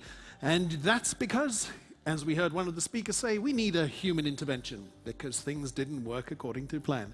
We are looking for a couple of our speakers who are not here, but the subject that we're going to address is still the how will AI shape an evolving jobs market, and whether it is the onset of driverless cars or automated chatbots, the job market is clearly undergoing a paradigm shift, and it's time for industry experts to demystify the abstraction. The speakers, do you want me to announce the speakers that are remaining? So Thomas and Ben are missing, although I've seen Ben earlier. Is Ben Goertzel here? There is Ben! A round of applause for Ben Goertzel for showing up at optimized time. You might need to get mic'd up. It's just a detail. Sprint, Ben. Go, go, go. Good man. Look at that. Like a ninja. And Thomas Power. Now, I don't think Thomas actually made it. Can anyone confirm about Thomas making it? No. So we'll go ahead with the three. Bear with, as they say, and we'll be with you shortly.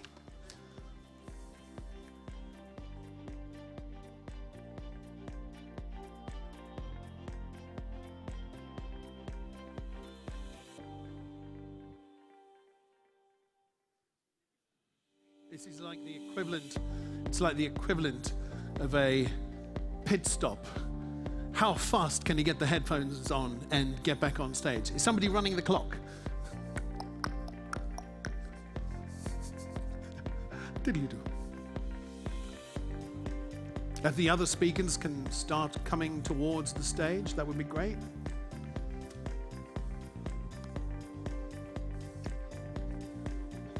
Here he goes. Please welcome the speakers on stage. How will AI shape an evolving job market? In a minute. Whether it's the onset of driverless cars or automated chatbots, the job market is clearly undergoing a paradigm shift. It's time for industry experts to demystify the abstraction. Thomas Power, 9 Spokes International. Angelo Dalli, UMNEI. Jorge Sebastio, QA Technologies. Ben Goertzel, Singularity Net. Moderated by Francina Moisa, Nichols Moisa.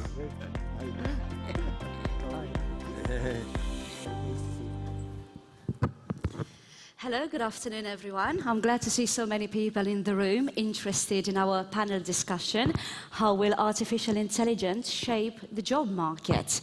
I'm Fran, as you've heard, and I will be the moderator of the panel. I'm really honored to be joined today on stage by my colleagues, and I will let them introduce themselves to you, and then I guess we'll kick off.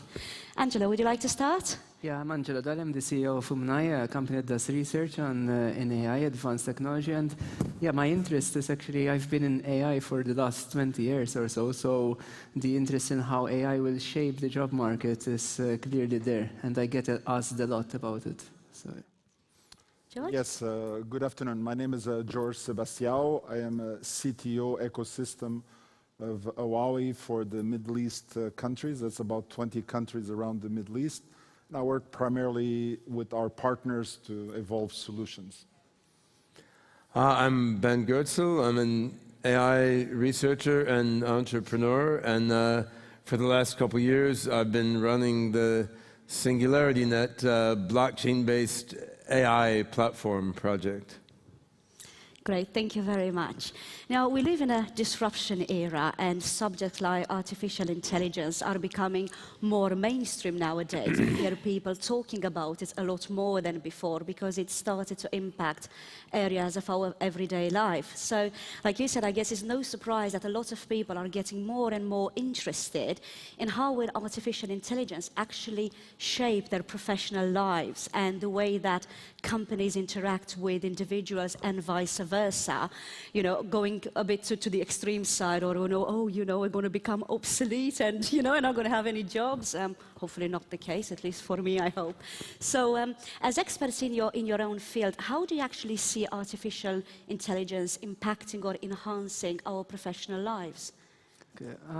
Yeah, I think AI is going to, first of all, impact two things. The two questions I get asked most is, how is it going to impact my own life, and how is it going to impact my children's life also?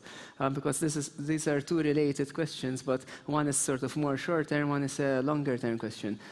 I think that AI is going to free up people and to do much more creative work than the laborious work that is being done. Virtually anything that I think can be done in under 30 seconds is prime candidate for automation. But also, I think professions that can be codified, for example, even law or accounting or auditing, can be also ripe for disruption by AI. In fact, I think that the markets that will not be so affected would be more those industries that require a human touch, for example, like hospitality. I think those jobs actually will not evolve as much.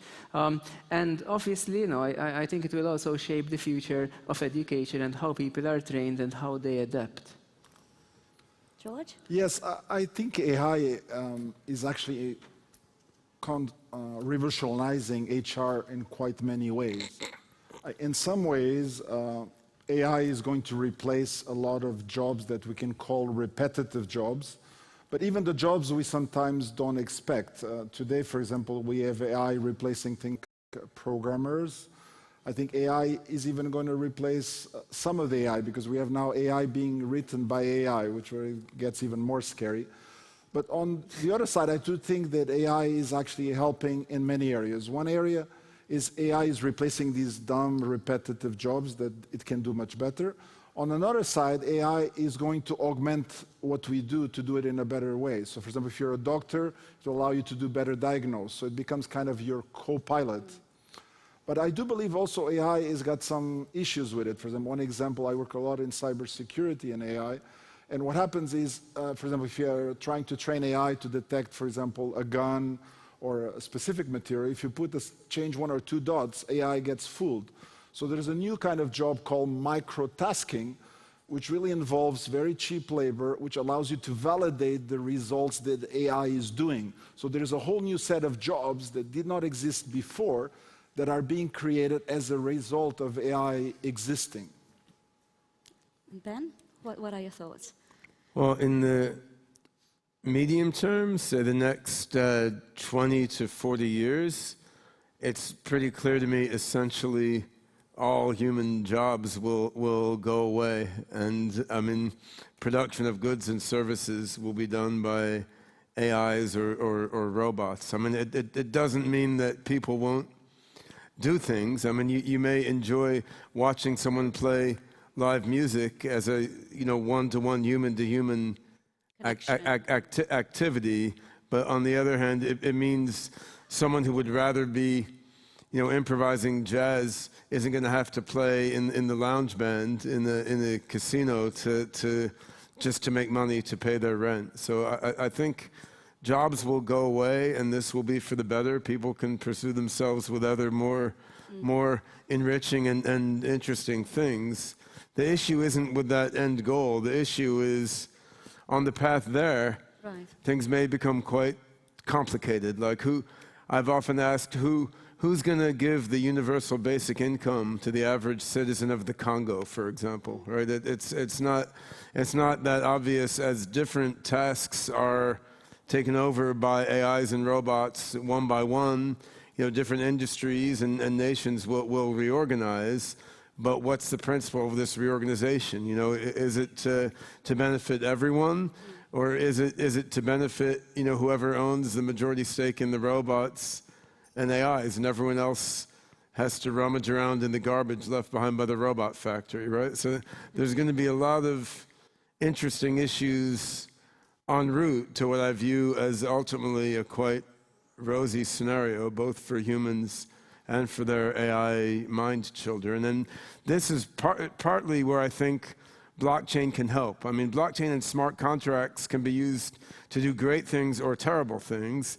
Among the great things they could be used for would be to create, new systems for economic exchange and for value and labor exchange among people that sort of smooth out this transition.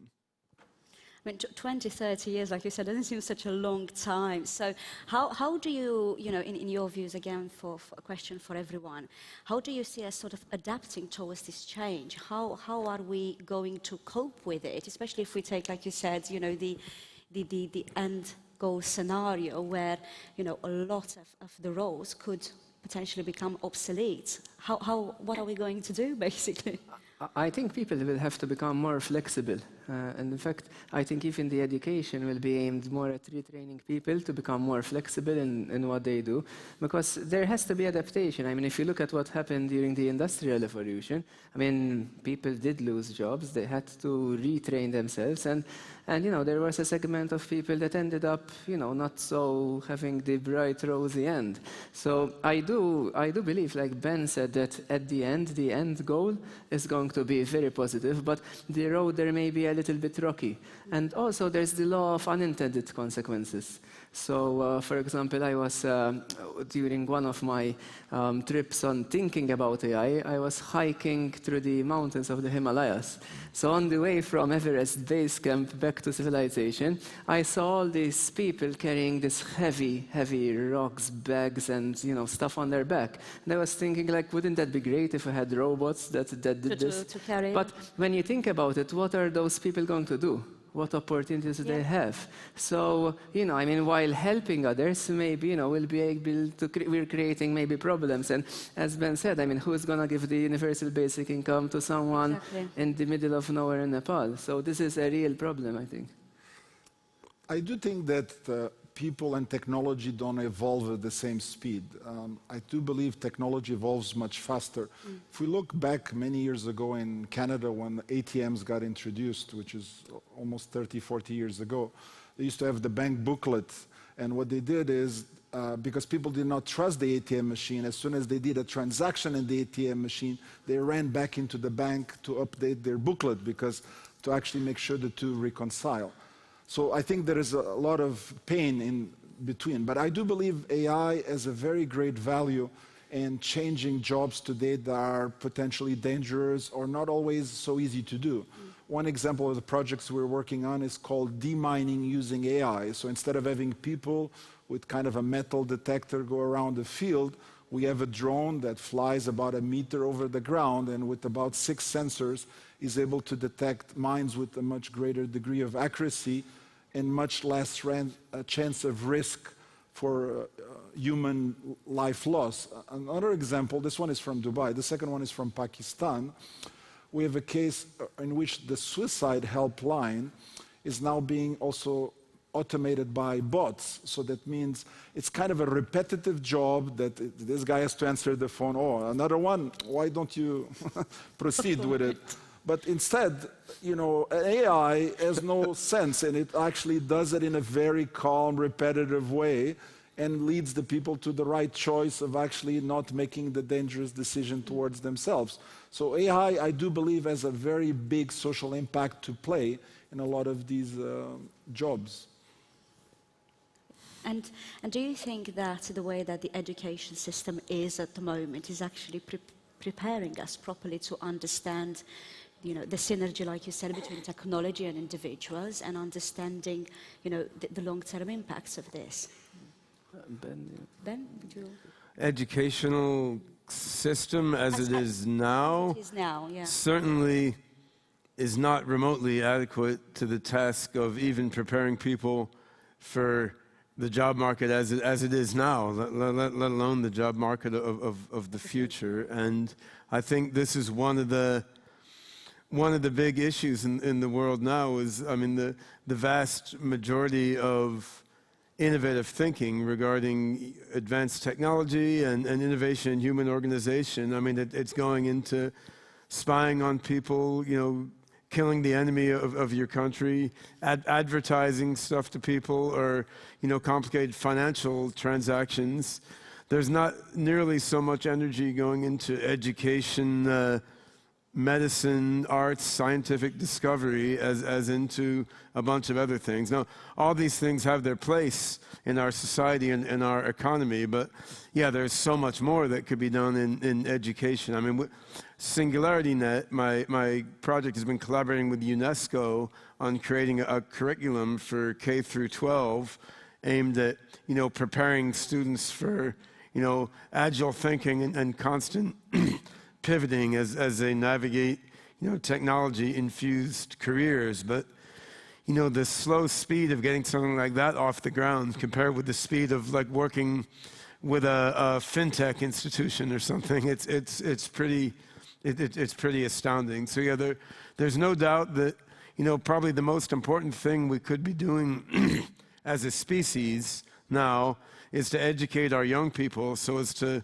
have singularity minds and be able to fully roll along with and work to create a beneficial singularity. And we're failing pretty badly at that, at least, except maybe in a few elite private schools here and there.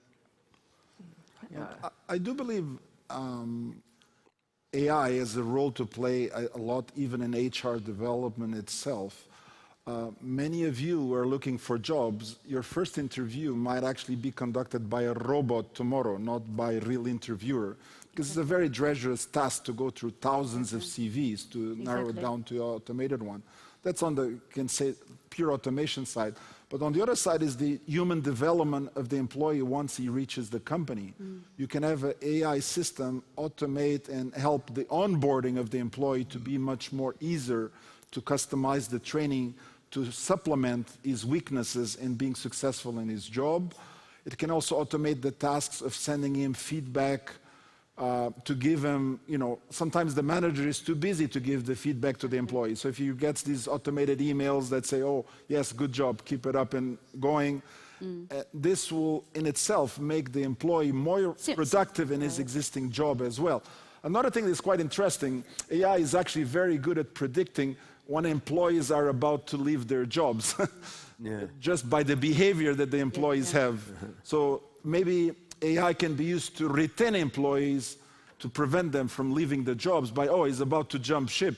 If he's a valuable employee, what do I need to actually retain this employee immediately?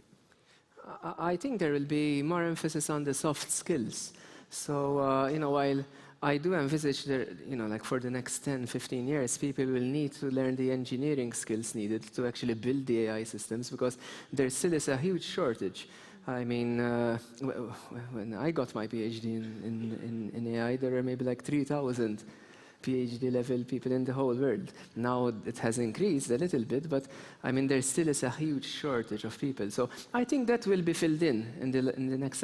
I think after that has been filled in, I think the soft skills will be needed, because people will miss, I think, that human touch. So I think while I envisage a society in which AI is doing, mundane stuff like, taking out the rubbish and stuff like that, which nobody, I think, really wants to do. Once you've solved all that and AI starts moving into higher level functions, but I think people will actually crave for that human touch, and that's where the soft skills will be something that will become very, very important. How to deal with people, how to make them, feel comfortable, how to handle problems that are not handleable by the bot, because the bot at some point will ask humans for help, and then that's when you need people to take that to the next level. I guess it's about, we've said, it's about coexisting and merging the two to utilize, the best parts from each side, both on the artificial intelligence side as well as on the human side, and try and bring those closer together. So maybe in the very, very short term, like George said, a lot of the processes that are quite manual and laborious and with a very, very high degree of error can be, pretty much fixed in its entirety by artificial intelligence. And then as we go along, we would Ben say in the next 20, 30 years, and then, bringing sort of the world to that next stage, I think it's something that, is on everyone's mind, like I said. So it's great to gather your thoughts and see how you see this taking shape. And we've got about 1 minute and 30 seconds left, so I thought we give the chance if anyone in the audience would like to ask some questions. Yeah, we've got one there. You can have a mic.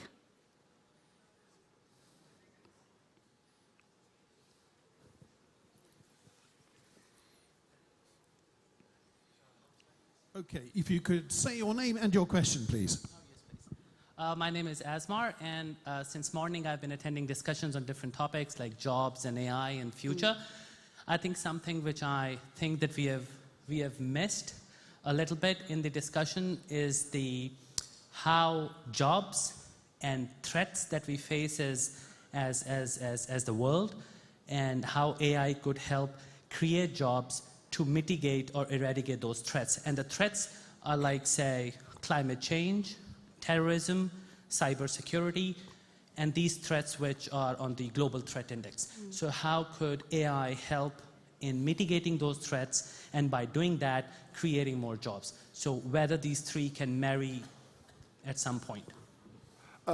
Actually, AI can help a lot. Being cybersecurity for the last 20 plus years, 24, one has to realize that when you're looking at SOC messages or others, people are good at understanding what is existing as threat vectors, but the new that you don't see before, AI is much better at understanding those patterns. So it gives you early warning about potential threats. On the physical security side, closer to homeland security, there's new sensors that are being developed today, for example, that will allow you to scan the trunk of a car about 3 to 4 meters away. So this is what we call tunable X-ray. So that means this will allow you to enhance substantially the way you do homeland security rather than today. So for example, if you have a big event like here, 10,000 people, maybe 5,000 cars coming, you'll be able to scan the cars on the street via lampposts instead of having 3 guys at the door trying to address this issue in a very manual way. So AI really can play an extremely important role in that.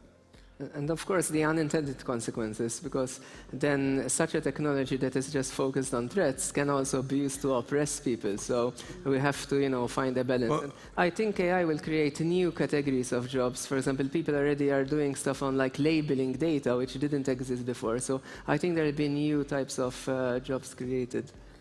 I think labeling data exists as a job now and will go away in a few years as unsupervised learning becomes more powerful. But the main point I would make in response to your question, yes, Jorge is exactly right that of course AI can help address all these problems directly, but another point is that if AI is rolled out in a more egalitarian way that lifts everyone up as it advances, you'll have a lot more people wanting to exert terrorism or cyber terrorism, and a lot more people feeling the need to pollute the environment in order to get themselves economically up to the level that others already are at. So having AI help cure these problems is one thing, but if AI is developed in a way that radically exacerbates global wealth inequality, creating a small handful of people who own all the AIs and robot factories and everyone else who is left with not much to do,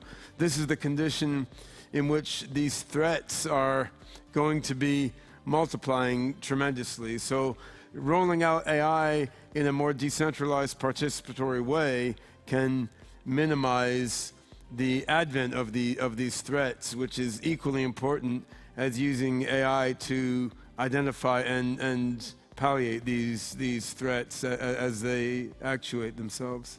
Thank you. Thank you. Time is up. Thank you very much for having us. We'll be available in private if you need to speak further. Angela, thank you. Yeah.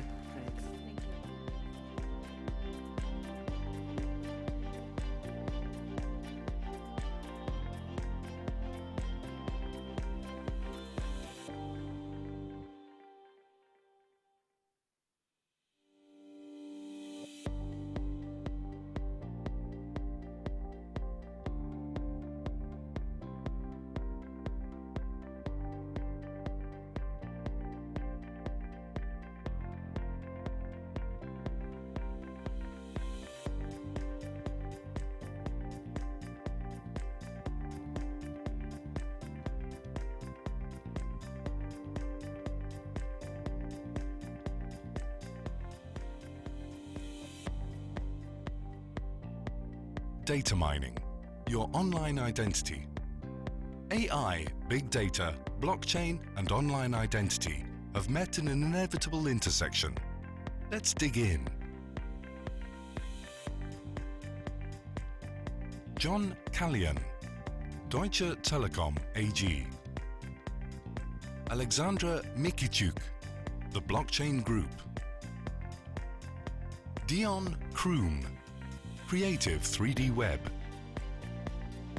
Miko Matsumura, Gumi Ventures.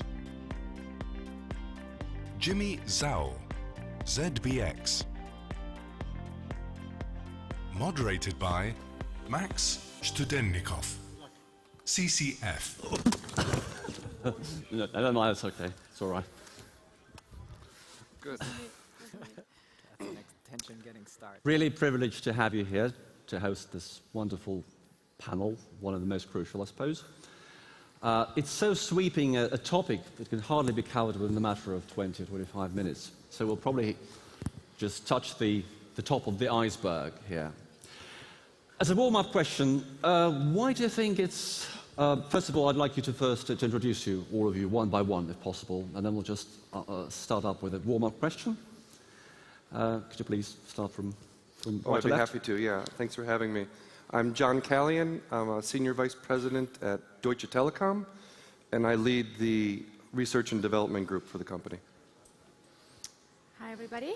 My name is Alexandra, and John is my boss, and I lead the blockchain group in T-Labs, a research arm of Deutsche Telekom, and responsible for product and tech for a couple of MVPs that we created around the blockchain topic. My name is Dion Kroom, and I'm CEO of both Creative 3D Web and Habit Addiction Healthcare Limited. Hi, my name is Miko Matsumura. I'm an investor, venture investor with Gumi Cryptos, basically cryptographic asset venture capital. I'm also an investor in Keyless, which is essentially a decentralized biometric authentication protocol. My name is Jimmy, and I'm a co-founder and CMO of ZBX, a cryptocurrency exchange based in Malta. Thank you very much. So we all have a sort of identity, don't we? We have our passports, we have our driving licenses. Whenever we go to the internet, we have to log in, we have to log out. Whenever we go to the bank, we're all registered and all tracked to your grandfather. So why would we need another identity? Why do we need digital identity in general? Why is it so important? And now I ask you, Miko, to start with that. Yeah, so I think we need to start with a premise, and the premise we need to start with is that data is money, right? And what happened in 2008 is we saw the collapse of the financial system, right? So we really saw that money itself was experiencing over-centralization in the form of institutions that were too big to fail, right? So now what we're seeing on the West Coast of the United States are the Facebooks of the world, which have basically become banks of data, right? And really what we're experiencing now is essentially the collapse of this over-centralized form of bank, which is a data bank, a centralized data bank. So I think, to me, the stakes that we're talking about in this panel are really what is the reaction of the technology industry to the over-centralization of data, and what is going to be the emerging platform, hopefully decentralized blockchain-based identity protocols, as opposed to what we've experienced in the past, which is that ultimately we've reached a peak extraction economy around attention, right? So I think user data is being exploited and abused, and it's serving everyone except the user. So in other words, otherwise stated, we do have to care about digital identity more than ever. And in some ways, we have to revolutionize, to start from scratch in many ways from what we've been having before. Can John expand on that one? Well, I want to take a cue from the word protocol. Yeah, go ahead. So in our research and development work, we spend a lot of time thinking about how can we promote a particular protocol and which one will it be. So that's where the focus is for the start of our work in blockchain, by the way. So it's certainly something that telecom in general has to Absolutely. clearly deal with. And I think we're in a really cool position because people trust telcos pretty highly. Yeah, absolutely. Generally higher than most big enterprises. You can smirk, but you know, somebody in marketing will tell you otherwise. Yeah. Jimmy, maybe you could expand on why do you think it's really important and why should we care about digital identity? I think digital identity, of course, it linked to your own online presence, right? Like these days, people, where do you look for information? Is online information. Is your look at Facebook, LinkedIn? That's where you got information about who you are. And but sometimes also digital identity. I had another niche which I just showed some people in a backstage because I live in Sweden. I've been living there for the last 10 years. There was this app called Bank ID. Basically, what it does is the bank has done a KYC. They make it as a public interface to every citizen. If you have a bank account, that's your ID. That's your online ID as authentication. So basically, we can do all the public services, including tax report.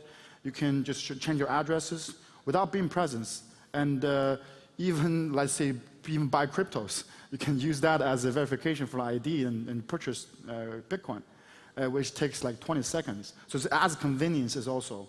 So I would say there's two aspects. One is your authentication tool. Is also another one is your online and new identity, like who you are as a person. Like it's really cross the borders. Like we're building internet. What internet and blockchain enable is like a new global citizen. Like you don't. Sometimes I don't even know like where I'm from. Am I from China or from Sweden? Like I'm confused. Like sometimes you think really what is important is like your online identity, like who you are as a person. Absolutely. Dion, may you add to that? I'm from Brooklyn. I kind of have a view. If you ask most people on the street who owns your data, it's the consumer. We'll be coming to that question. Yeah, that's fine. And you, as was already mentioned, it's the big companies that own the data. But the average person on the street don't fully understand the fact that these companies are making money from their data. They don't get it. What we've done inside of Creative 3D Web, we are building a new 3D web browser using game engine technology to convert our user to an avatar and put them on a digitized environment. But what we've done is we're using biometric and blockchain to connect them to that digitized character on that platform. So therefore, they are in control of their data. They give permissions, they take it away, they become their own GDPR because they are connected to it. So in this environment, we built a platform for dealing with online addiction, gambling addiction, gaming addiction, but we built a virtual city. So for us, the identity of that person is controlled on this new platform. We're not trying to remake Google or the web. We created a new platform and in a sense, started over, whereby the user is in control of the data and access and permissions. Okay. I should have started out with the ladies first, but we're now rounding off this session. May you add something to that? Exactly. I think it's very important to say, as you started with digital identity, I think it's not one, and that's a problem today. I think average person has up to 250, 300 passwords and accounts in the kilogram, right? And it's a huge problem. And I would love to come back to the creation of the internet and to think about the protocol itself, because the identity of the user wasn't part of the internet. Yeah, I mean, internet has failed completely as the storage of data, whatever. Exactly. 300%, in my opinion, and it has to be all done from scratch now. Exactly. So it came from the university, and it was a little bit of the, like this movement, side movement, and they didn't put the identity into the protocol. So of course, the platforms that needed to provide this identity, and now we end up with like 300 passwords and account pairs on the internet, right? And so today we have the tool, the blockchain. It's also another protocol that has identity built in. And that's the beauty around it, right? So we have a chance to give it back to the, make it self-sovereign and create this paradigm shift from the central platforms owning the data to the humans that can, gain the control back. So in what way do you think blockchain technology could contribute to that? Would that be sort of a panacea, or it would probably just, solve part of the problem? But Nico? I have as I mentioned, I'm an investor in a company called Keyless. And Keyless actually has... No pitching here, Nico. But it has a mechanism for essentially decentralizing the identity of essentially private key, right? So the notion is that whenever you encounter someone who's talking about custody over a private key, you have to ask them, like, where is it stored? And people will say, oh, it's stored on the phone, or oh, it's stored in a hardware wallet, or oh, it's stored in the browser, or oh, it's stored in a file that the user can see with clear text, you know. So the point that I'm making is that if you can actually decentralize it, and you can actually connect it to a front end that's more based on biometric authentication, right, or multi-factor authentication, including biometrics, then you actually have a solution that leverages the advantage of blockchain, right, which is actually the decentralization of the actual storage mechanism, right? Because I think that that's really interesting, because at that point you have a key that can actually be stored everywhere and nowhere at the same time, right, which is quite important, right? It's quite important because there are issues around custody and also key management and recovery. So to me, like, you know, in some ways, I think we might all agree that this ultimately has to end up connecting to biometrics in some form because of the notion that consumer key management and recovery of like 24-word passphrases is not a thing either, right? So you know, to me, I feel like there needs to be a nice balance between decentralized backend and biometric front end. John? Yeah, it's not about the technology, though. Like, all this cool technology exists. Blockchain's an absolute, you know, basic thing needed to change this trust paradigm. But we think a lot about what are the incentives for people to change their habits. How do you convince somebody, or how do you even explain to somebody what an encryption key is? Yeah. Like, nobody cares. Yeah. They just want it easy. So how do we deal with it? How do we get critical mass for people to start using self-sovereign identity? That's going to be my next. These gentlemen have great startups, great technology, but how do you convince even one person to change? How do you convince, say, hey, what he does is better than your bank account number? True. People, their eyes will get big and they'll stare at you like, what are you talking about? One of the challenges why we took a technology from, I mean, we started off looking at building a 3D Vegas, and then as we looked at addiction, we realized how big a problem is. We put that on hold and attacked it. But if you look at what's happening in the gambling space, they have this thing called self-exclusion database where a person can remove themselves from gambling.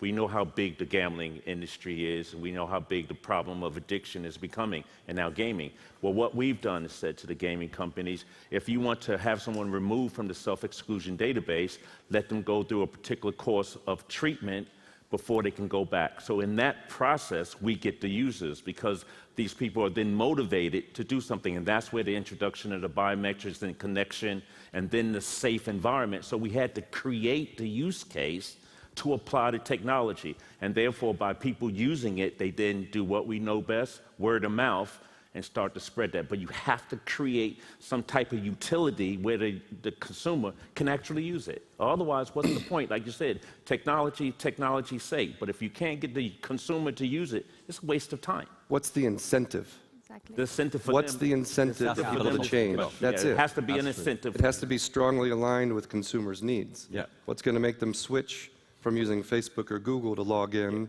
to whatever service and continue to fracture their bits of their data? But isn't this idea of using one's fingerprint, for example, not far-fetched? Is it really, feasible in the foreseeable future? You just track a person's identity with regards to whatever aspect you might think of, just based on that.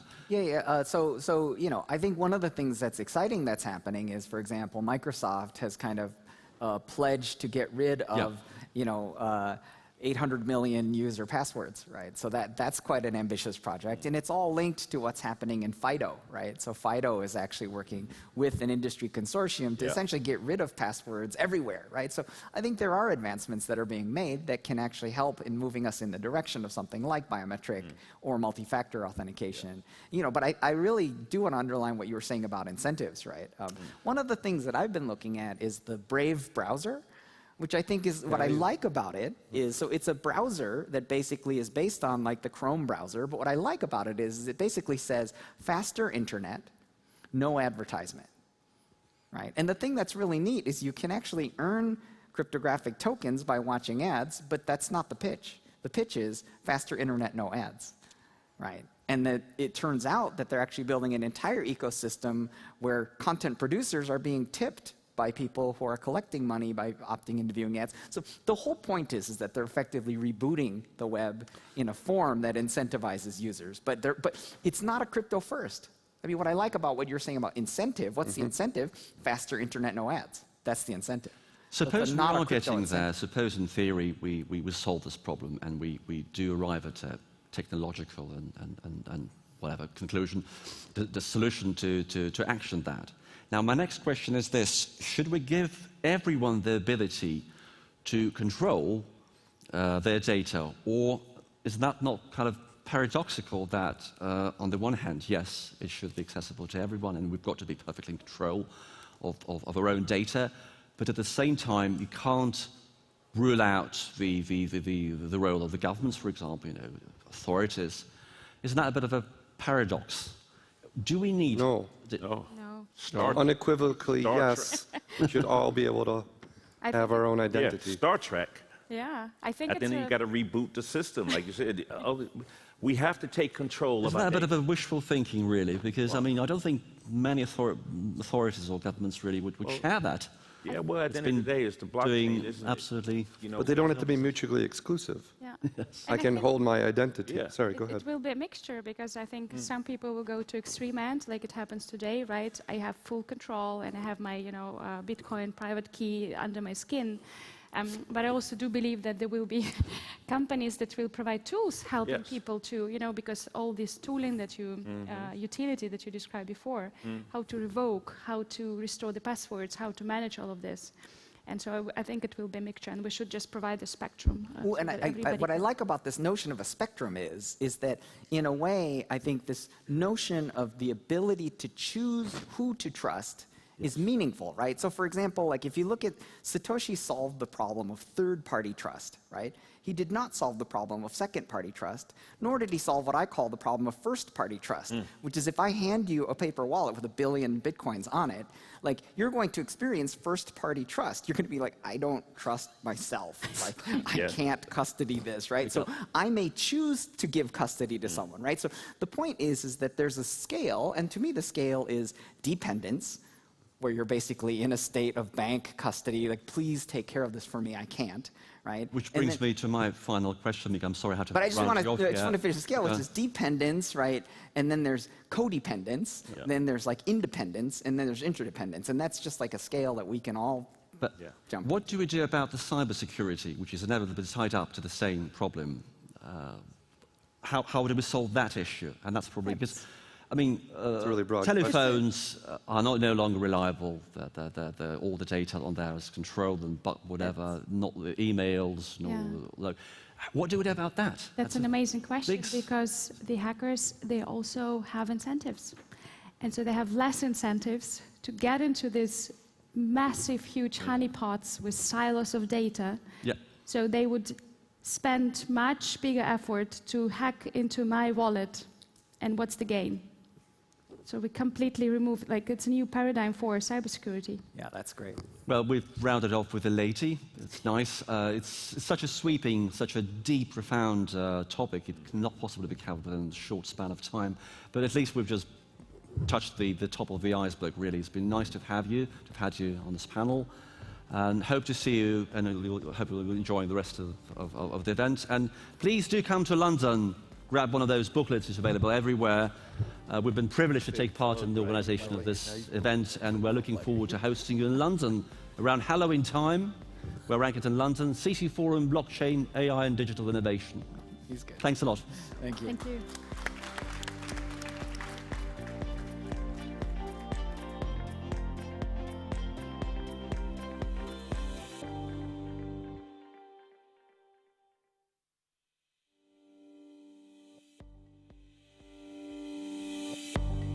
What is Web 3.0 and why does it matter? The Internet is undergoing a complete reinvention. Let's explore this paradigm shift and how it's set to shake things up on the web. Larry Sanger, Wikipedia.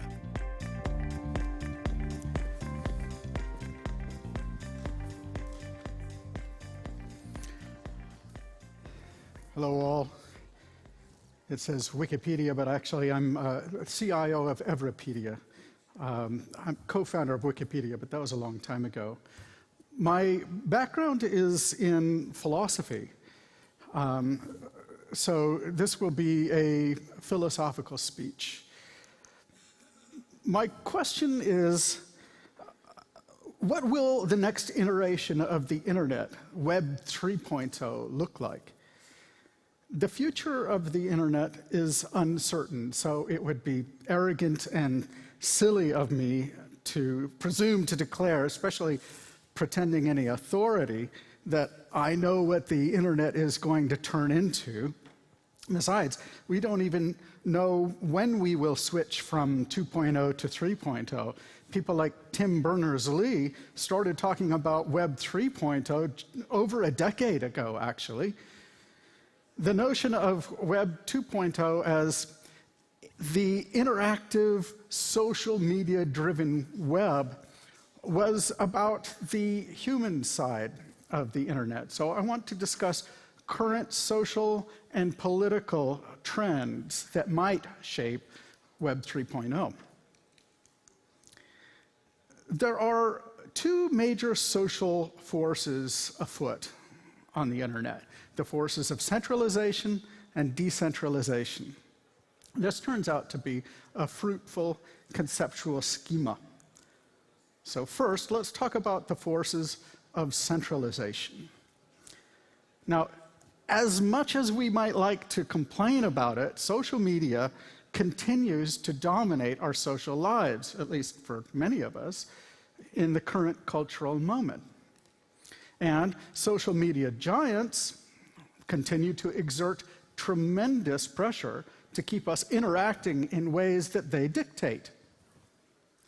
After the election of Donald Trump and the vote for Brexit, establishment forces seem never to tire of complaining about fake news and misinformation and hate speech online. And big tech corporations are now working more and more closely with governments around the world to bring these trends, which they view as highly alarming, back under control. It would be fair to say that there are powerful forces both inside the corporate world and inside governments that are deeply upset that they've lost the sort of dominance and control that they once enjoyed as recently as the 1990s over the prevailing social and political narratives. So, 10 years ago, there were some neat apps to get us in touch more easily with friends and family and like-minded people around the world. But today, if establishment forces have their way, these same apps will become the media whereby we are dominated, we will be dominated once again, by the centralizing powers of corporations and governments. But the forces of decentralization are pushing back against these movements.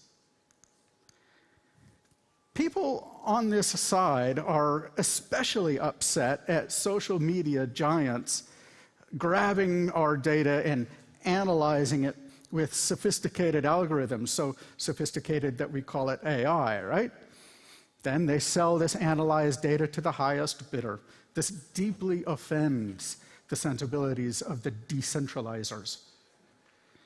This is why some, like myself, are calling for social media to be indeed decentralized, wholesale.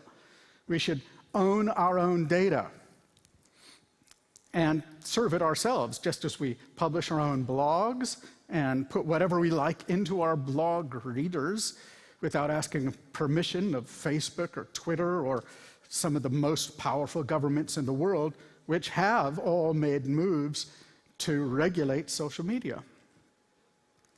I also suspect that one of the main reasons that blockchain has been exploding in popularity, especially in the last few years, is that it gives us the opportunity to take back control over our data and our relationships. Besides, blockchain doesn't just let us reject the arrogant privacy stealing of big tech. It also creates brand new economies, decentralized economies.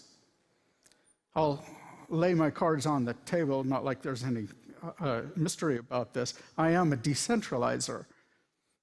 Everpedia, the blockchain encyclopedia network that I help manage, is an example of a company that is pushing back against the centralizing forces, in this case of Wikipedia. There must be millions of people who are ready to work on a free encyclopedia, but they don't want to work in Wikipedia's very geeky and idiosyncratic community, right? There needs to be a decentralized network of encyclopedic content, just as there is a decentralized network of blogs, in this case, the blogosphere. So that's what we're building. So let me mention a couple of other decentralizing movements that are afoot as well. The privacy and free speech issues about big tech all stem from the fact, think about this, that our data is in a public cloud, centralized in the hands of corporations like Google and Dropbox. But it just so happens that the software and the hardware for running your own private cloud server has improved hugely. So I recently installed my own private cloud server. I recommend it, and I'm no server administrator, let me assure you. A lot of you could do the same. But if you don't want to go that far, there are two other new technologies that allow us to take back control of our data. One is zero-knowledge encryption, which allows you to store your data encrypted on a remote server, but only you can read it because only you have the keys to decrypt it. A similar blockchain-based technology would allow you to store your data encrypted on-chain or in the decentralized Tor network or IPFS or whatever. So let me take a step back now. There is, as I've said, a massive push to centrally control our data at exactly the same cultural moment when there is an equally massive push to decentralize our data, rendering it impossible to control. So isn't that strange? What's even stranger, perhaps, is that a lot of us don't yet seem to regard these two forces as being in conflict. After all, many of us seem to be enthusiastic about both blockchain and regulating social media, even though blockchain networks support unregulatable social media. But these positions are mutually contradictory. There is a conflict between centralization and decentralization of our data and apps. This is the technological equivalent of collectivism versus individualism in politics. A movement toward an expectation of making decisions centrally on behalf of everyone reflects a collectivist political outlook. Resistance to that movement and a jealous defense of the rights and prerogatives of the individual reflects an individualist outlook. So, what will Web 3.0 look like? Clearly, the technologies of both collectivism and individualism are becoming much more sophisticated, as we've seen in recent talks in this conference. On the one side, we have massive centralized networks with increasingly sophisticated AI. On the other side, we have massive investments in blockchain technologies and other technologies that let us take control of our own data. So, what's going to happen? There are too many factors to weigh. Perhaps the most unpredictable factor is not the shape of future technology, but how government will support or destroy it. Will we break up the social media giants and force them to decentralize? Maybe. Will blockchain and crypto take off and enable new independent global economies to flourish without central regulation? Or on the contrary, will governments empower social media giants through regulatory requirements that their smaller competitors cannot meet? Will they regulate blockchain and crypto into irrelevance? I don't know. How could anyone know? One thing I am fairly sure of, however, in the long run, not all of these things can happen, certainly not in the same place, because they're in a massive political tension. This is a powder keg that is ready to explode. Then, when it does, we will all learn that there is such a thing as internet politics. We will soon be fighting over these questions. That much seems inevitable. Thank you.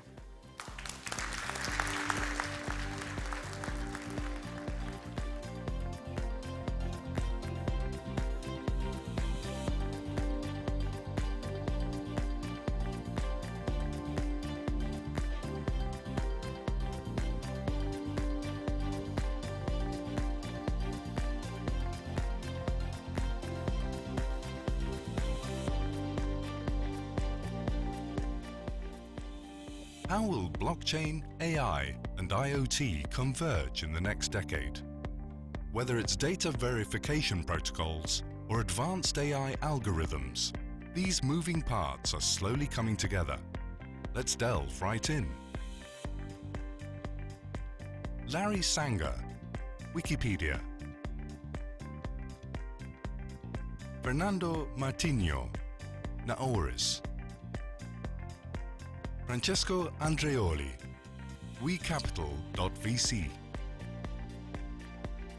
Mike Rosner, University of Malta.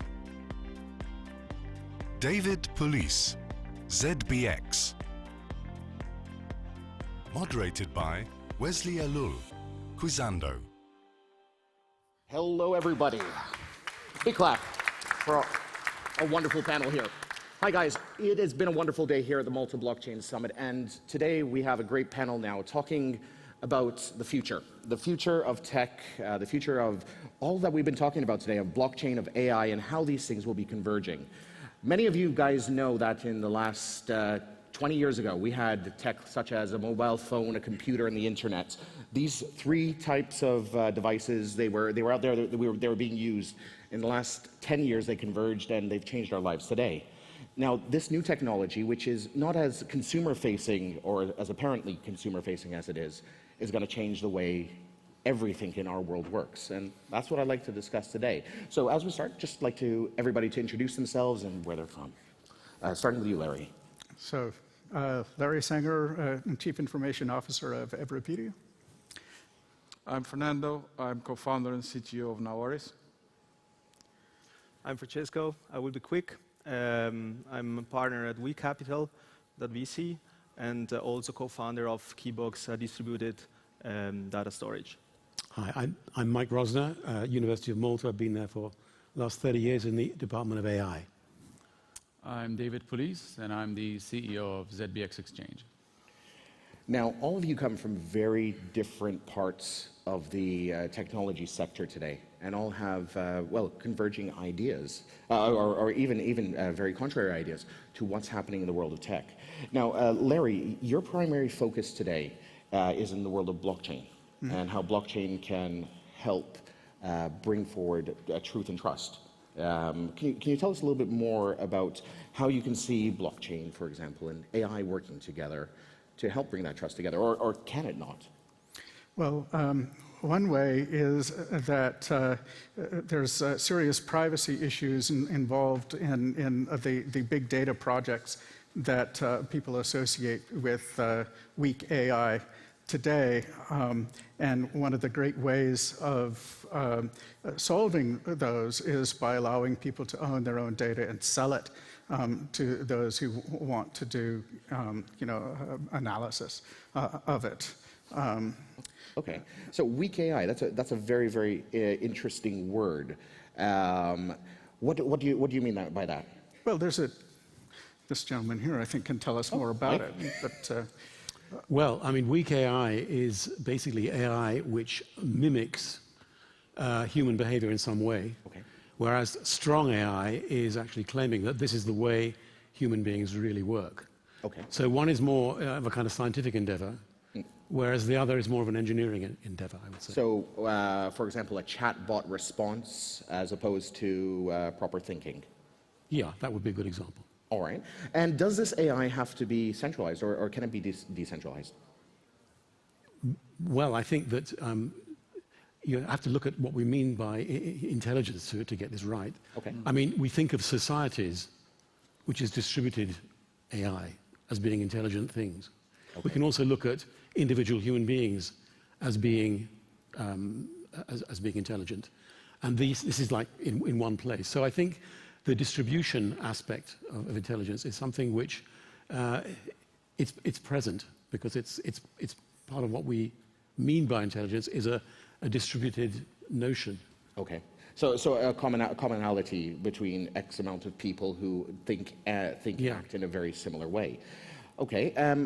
Now, with AI and AI today, from what I understand, a lot of it happens, at least from a tech perspective, happens on centralized servers. Am I correct in that, or am I very wrong? Yeah, pretty much. So most of the people today are centralizing their AIs, one way or the other. And that is quite a big problem today. It's actually becoming worse than ever, because anything that is centralized can be hacked. Okay. Right? So AIs need data. Yeah, that data comes from the endpoints, whatever the endpoints are. And hackers are very clever today. They have their own AIs as well. And by hacking the endpoints, they can feed the data that they want for the centralized AI. Therefore, they can get control of the centralized AI. Okay. It's a huge problem. So distributing the AI, which is something we've done actually at Naoris, yeah, not just decentralized, because that's two different things, decentralizing and distribution. So we did both, and that can kind of take away that problem. And I think the future is people should think about DAI, which is an old concept actually. We're picking up all of the old concepts on AI now, yeah. So, and you should think more about actually doing that, everyone. Okay, all right. Now, in this future, like, I mean, this bad data that can fed in can change the way systems work, the way systems think and act, because it's been given the wrong information. From what you're saying, the bad actors can get in from the endpoints and change the centralized AI based on that. Yeah, that's correct. Okay, so how would this, for example, affect a investment situation if you had algorithms which were acting on what is? Would it be AI or machine learning in that case? Yeah. Well, I'll take it over. I can get that. I mean, for our perspective, especially on the We Capital side, is we are not really looking at the technology that you're kind of providing, but which kind of usability, because at the end of the day, the real judger in the business are the users. So if you're looking at technology, like, I mean, you see LSPAS, it's not the best implementing in security protocols, but they have a really good usability. So these are the kind of project that we are looking for. So it's not the technology, but is more on the usability side. Okay, usability will create adoption, but mass adoption of something that might not be great, is that a good thing for society? Dave, maybe you might want to pitch in? Well, obviously, I had this question earlier today during an interview, and they asked me specifically about governments, whether governments in different states, or maybe in non-democratic states, why are they stopping the development of blockchain? And I used to do some intergovernmental work a few years back. I look young, but it was about 10 years ago. So one of the things that I observed more than I learned is that not everyone, being especially anyone who has a certain amount of power, wants to be told that things are not working as they should. So when we are surprised that the center is going to tell you, hey, distributed ledger technologies are in the way forward. We don't have to be surprised, because what we're doing is taking the centralization and decentralizing it. When we talk about decentralized, like non-democratic governments, then this could certainly be a way forward, but let's not get too surprised when things do not go the way we want them to. I think one of the things we need to ask ourselves is, everyone has incentives. It's like from a commercial aspect, like a business, we always see what's the incentive for the end user. We provide an incentive, and they trade, they deposit money. Okay.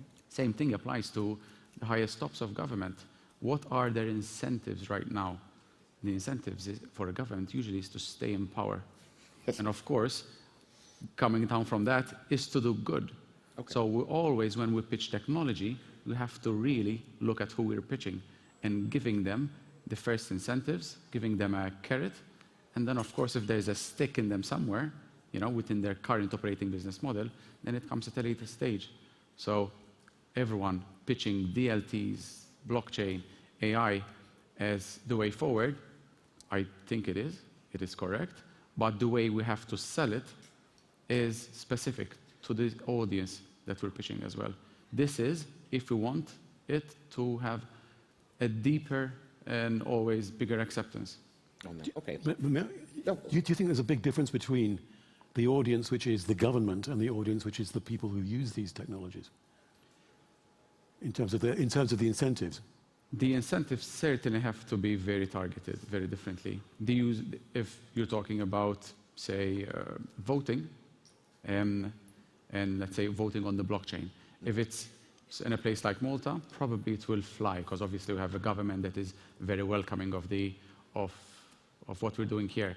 But certain other countries, many people have countries in their mind, let's not mention them, put it in front of the government, auditability, decentralized, they will be like, hey, wait a second, is this really in our interest? So I think that answers your question in that if you're going to say go to certain countries that have an authoritarian government, obviously the pitch has to be totally different. Right. Sure. This is something very interesting, because this element of, let's just talk on the idea of voting and the technology. So there will be elements of artificial intelligence which will be counting up the vote, which will be then trying to gauge for the next election based on previous votes how this will go forward.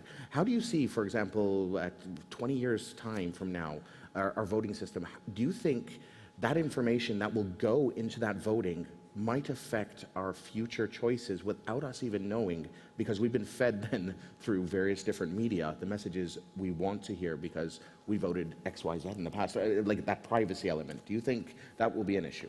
Larry?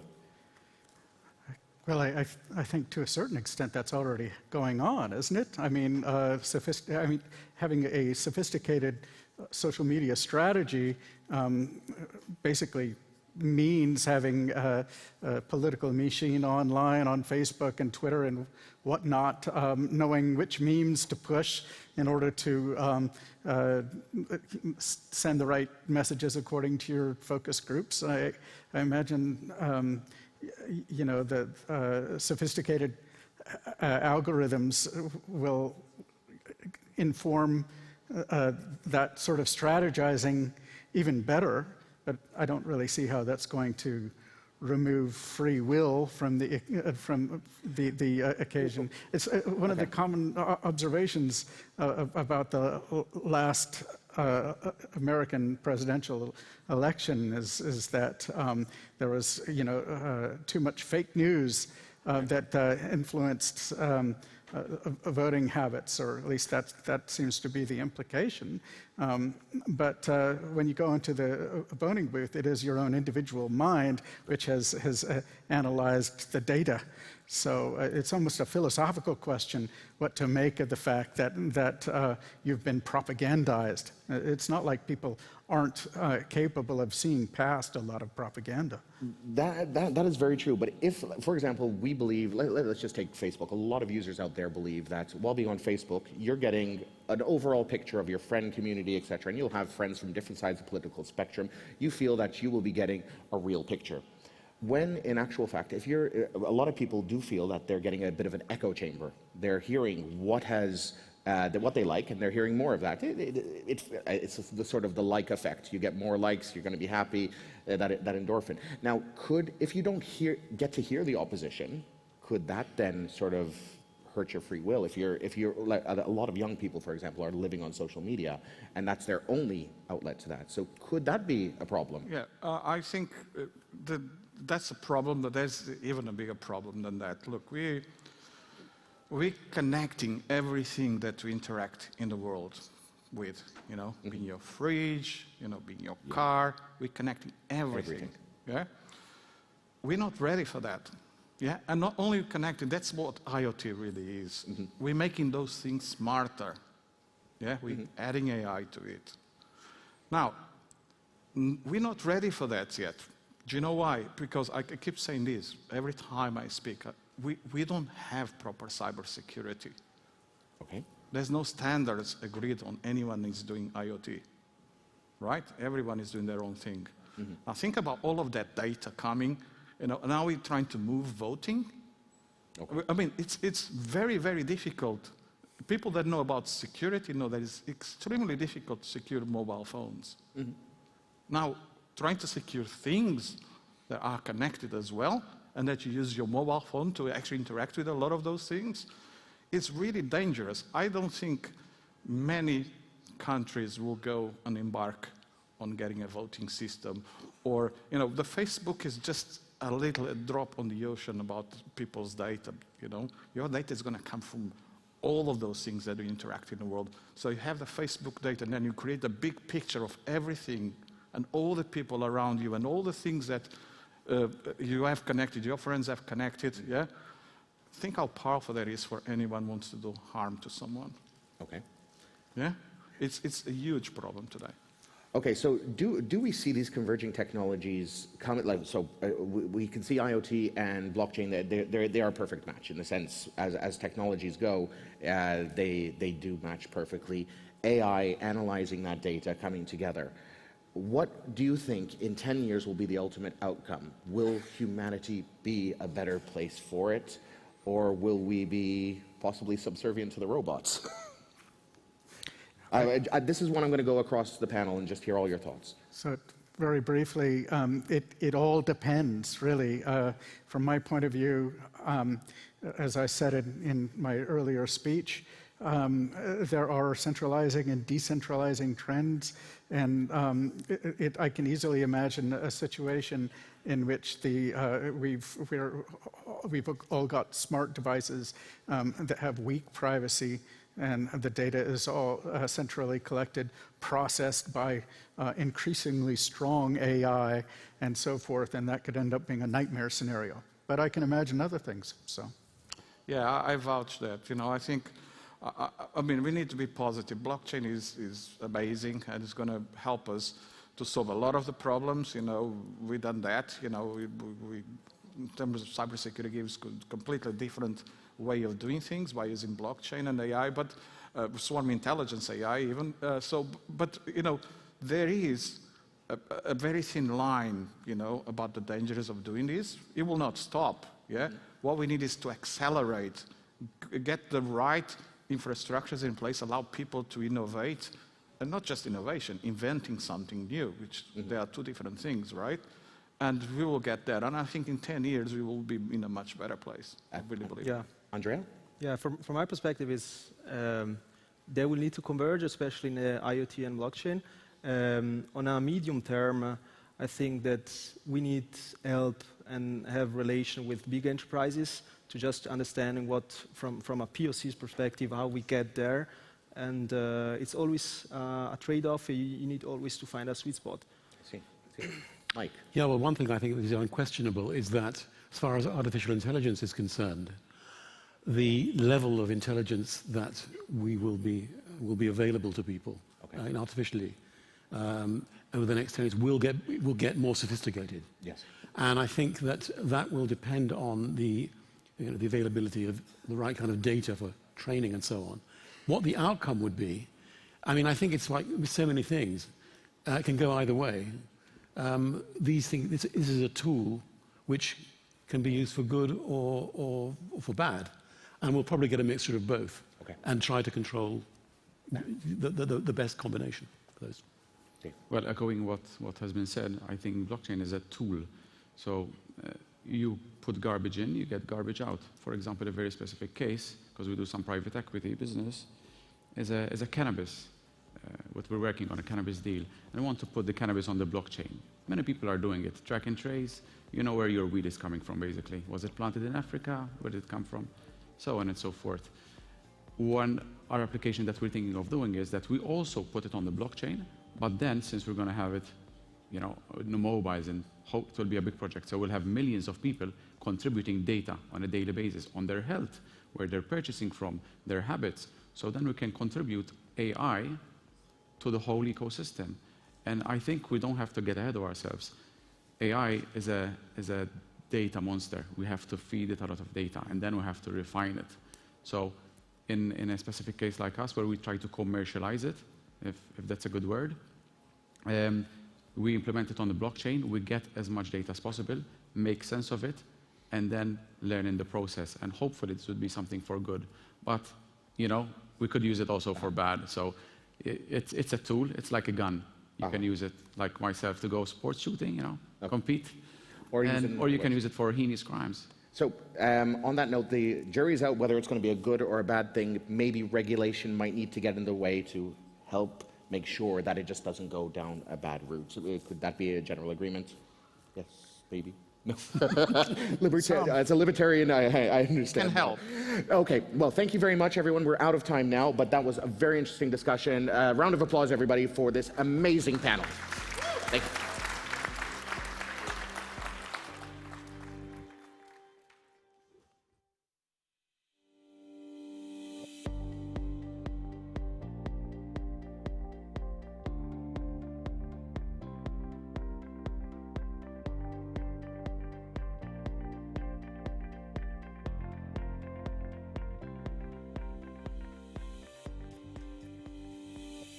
Decentralized AI, an existential risk or an auspicious future?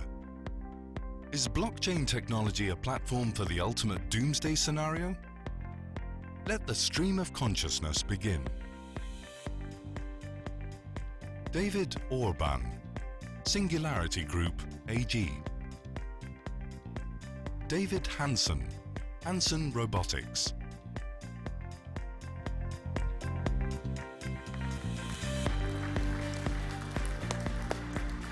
Hello, David. Hello, David. So it is funny because this morning we spent the entire morning talking about AI, right? That's right. Don't we do that every day? My wife is kind of sick about it, but she can do a little because the topic is one, fascinating, two, inexhaustible, three, you meet cool people through it, so why not keep doing it? Yeah, and it's so potentially transformative. It's a profound and urgent topic at this point too. So I myself also am rather obsessive on the topic. So let's start with being faithful to the description that we were given, because it is a good starting point, and then maybe we can allow ourselves to go beyond. I do believe that decentralized AI is better than centralized AI. I would say that it has clear benefits and yet also poses substantial risks, both decentralized and centralized AI. Both of them can be done wrongly if you had to choose? Well, I would say both. I would prefer a world with both. But I mean, centralized AI will always be there. if you had to, if the world was generally decentralized on its AI efforts, you would still have people who would develop something in secret. There's no way to stop that. To take what's in the open source domain and interface something that is closed source and not built on a DAO or any other sort of decentralized technology, which would then mean that somebody would realize that that would bring them some competitive advantage or another. And which means that the decentralized approach is always a gift to anyone who is taking a more centralized approach. They can always tack some secret sauce on to interface with. This has been going on since the free software versus open source debates. And for those of you in the audience who are not old enough to know, free software basically there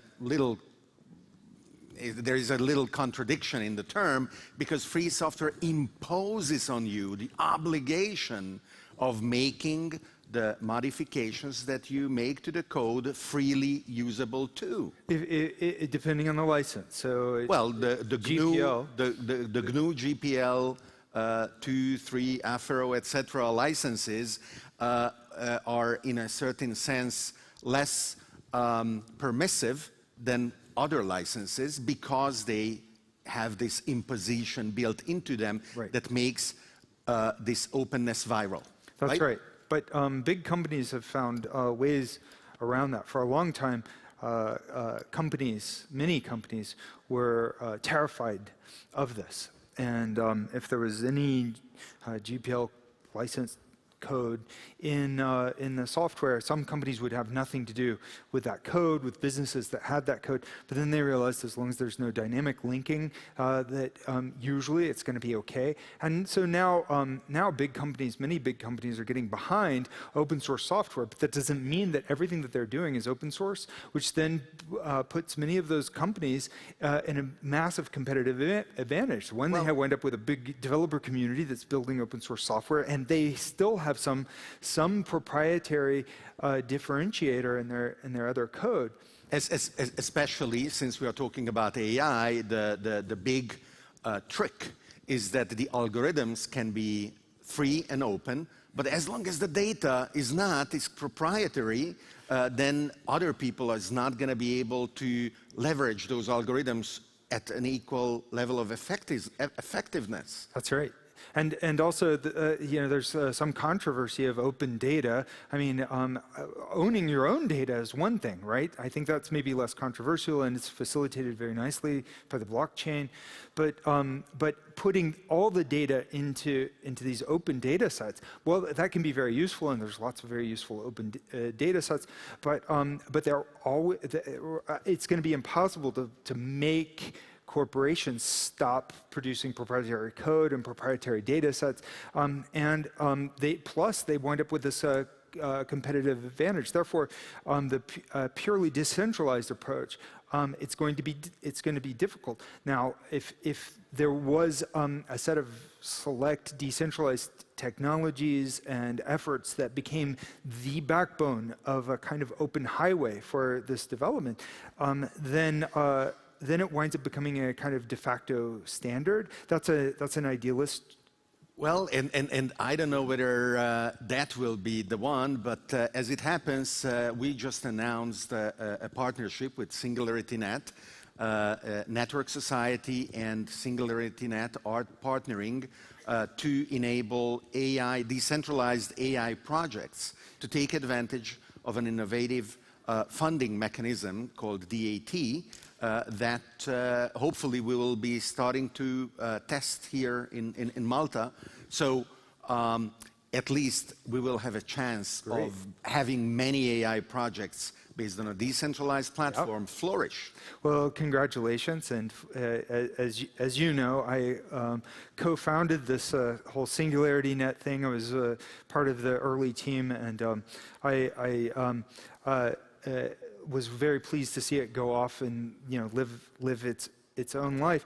But the dream of this idea of a decentralized AI infrastructure was to put set of tools in the hands of the community, open tools, open source tools that could be used in a wide variety of ways that would not necessarily be controlled by any government, any special interest group, that could be used by people around the world, children doing their own projects, startups. Well, in terms of improving the facial recognition of an AI algorithm, maybe we are not crossing the risk towards existential threat yet, but certainly it is important not to lose sight of how rapidly the performance or the reach of algorithms could increase. But, yes, I mean, these things can be very much dependent on a very surprising and rapid tipping point. So if you had something like a decentralized AI network that was a kind of playground for experimenting with different kinds of cognitive architectures, and you had a very large set of data that you could feed into it in various ways, this AI could become smart really quickly. It might not just be one AI, it could be multiple AI. You might be not entering an age of the singularity. There might be many singularities in the sense of many different machine awakening events, some benevolent, some not so benevolent. While that's speculative, and some people would say perhaps irresponsibly speculative, I would say it's our responsibility not to speculate about that, because it would change everything that we know. 10 years ago, actually 12 years ago, I was at what at the time was called the Singularity Summit in San Francisco, and I remember sitting on the floor with Peter Norvig, the director of research at Google, and he was telling me, I don't know, half jokingly or 20% jokingly or what, that they were monitoring data center information flows to make sure that they would not ever resemble brainwaves.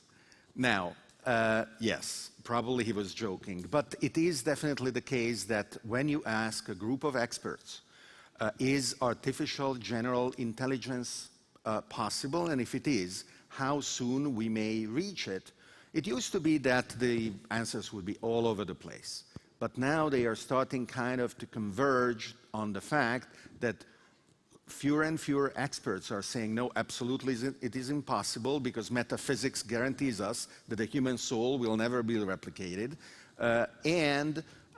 Their answers are starting to say, not in 1,000 years, not in 100 years, probably it is going to be less than 100 years, and some say as soon as 10 or 20 years from now.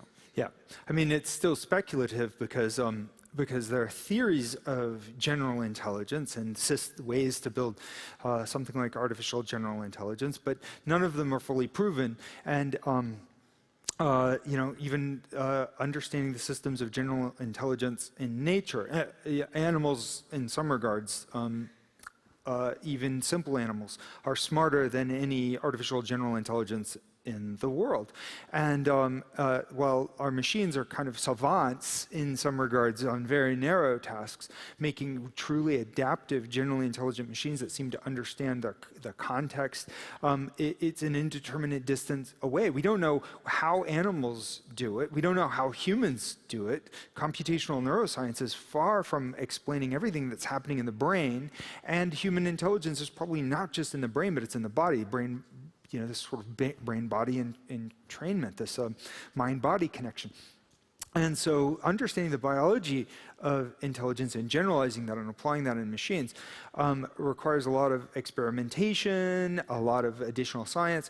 But the truth is that nature, if you will, invented or or created general intelligence through this blind watchmaker approach. It pops out. You get the conditions right, and complex systems and different forms of intelligence: octopus intelligence, human intelligence, bonobo intelligence, parrot intelligence, corvid intelligence, amoeba intelligence is a kind of intelligence in a way.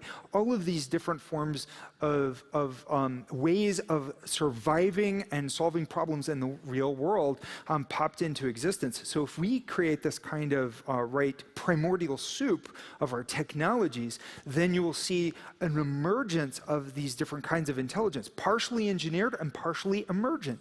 And the sense of urgency we feel, I was in January in Puerto Rico in an event organized by Elon Musk, specifically geared towards studying artificial general intelligence safety and security, is because it is different than anything that we have seen before. Yeah. We cannot afford to stumble upon it to find out whether it is going to be benevolent or not. That's right. And we have to find the ways to imbue it with moral and ethical sense. A process that we suspended 2,000 years ago when we believed that a book contained all the answers needed. Right. And we are now being gifted by this urgent duty to understand what ethics as a science and what morality as a science means, because only then we can engineer it into these artificial intelligences that are blossoming around us. That's right. I mean, it's the issues for understanding ethics and the foundation of ethics is really urgent, because the thing is, we have to create these machines in a way that they will really understand and appreciate life and consequences and be able to think creatively in order to maximize benefits for life, human life, and life on the planet. And if we don't, then these machines may be very smart, but in a narrow way that becomes very dangerous, or they could be feral, or they could even be malevolent. And if we are going into this age of multiple different kinds of intelligence popping into existence, then it is a race against time. We've got to create this kind of benevolent intelligence that also brings out the best in humans too, helps work with us. So it has to really understand and care about people. This is one of the reasons why we're trying to make at Hands-On Robotics machines that are sociable and capable of forming a relationship with people, so that they're raised among people, not just to mimic us, but to help us go to the next level, and for machine intelligence to go to the next level. It's a huge and beautiful challenge, and we are passionate about it. And thank you for this conversation. It was fun, and I'm sure we will continue it at dinner tables all over the world. I look forward to that. Thank you, David.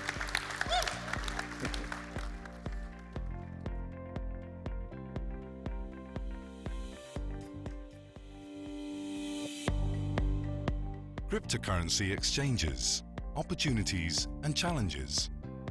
Are stablecoins the answer to challenges of volatility and liquidity in the cryptocurrency exchange market? Kiana Sheck, DigiFinex. Good afternoon, everyone. I know there's so many handsome guys speaking, so finally a woman, a lady.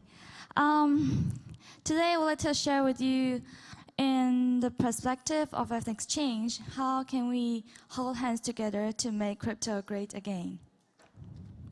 A little bit of my background. I worked for Baidu before. In case you don't know, it's China Google. And I actually worked in the AI lab. So every month I had to fly to Silicon Valley for our AI lab, and once a month to Germany for autonomous driving.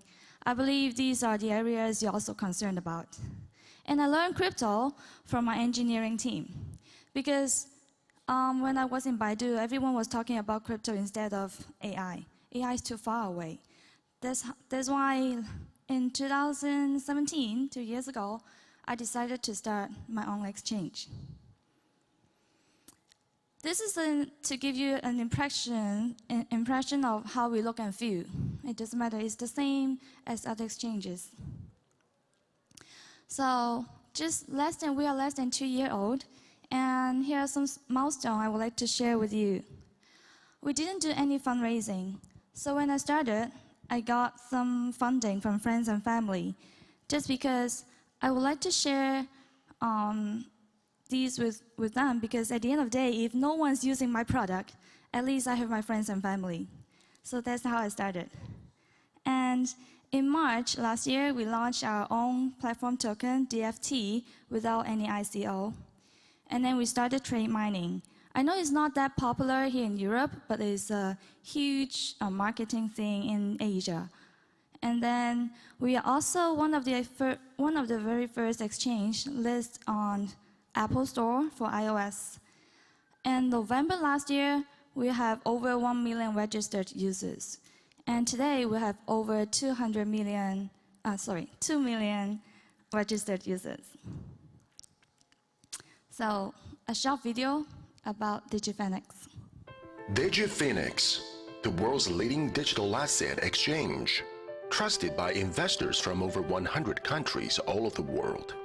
Despite launching in early 2018, DigiPhoenix registered users has exceeded 1 million, with cumulative transaction volume of over $60 billion by the fourth quarter of 2018, ranked top 5 in CoinMarketCap against other international exchanges.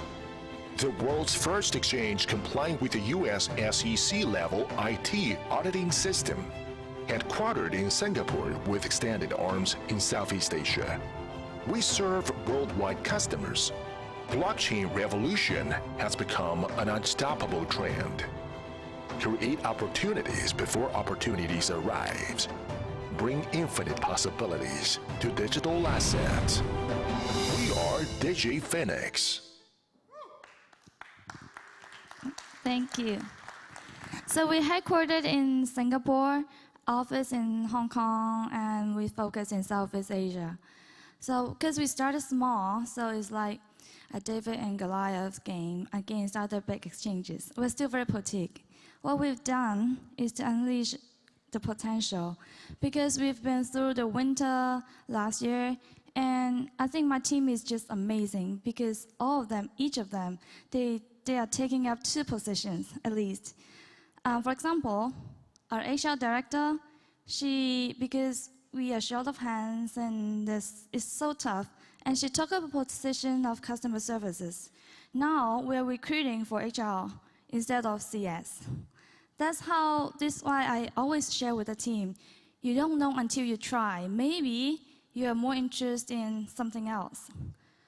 And our right weapon, what I think, if I have to think of one competitive advantage of DigiPhoenix, that would be trust. The trust we build among the team and the trust we build with our users. Because we have a group of really loyal customers that grow with us from the very beginning. And also internally, we encourage creativity. So our company culture is about human assets, because we have no employees. Everyone is a co-owner. We give shares to each of the team members to make sure they have a sense of belongings. And I believe that if I treat the team correctly, they will treat our customers the same way. So this is what I always promote internally. We add really fast because we are adding in a very efficient way. Our company structure is very lean because we are very boutique.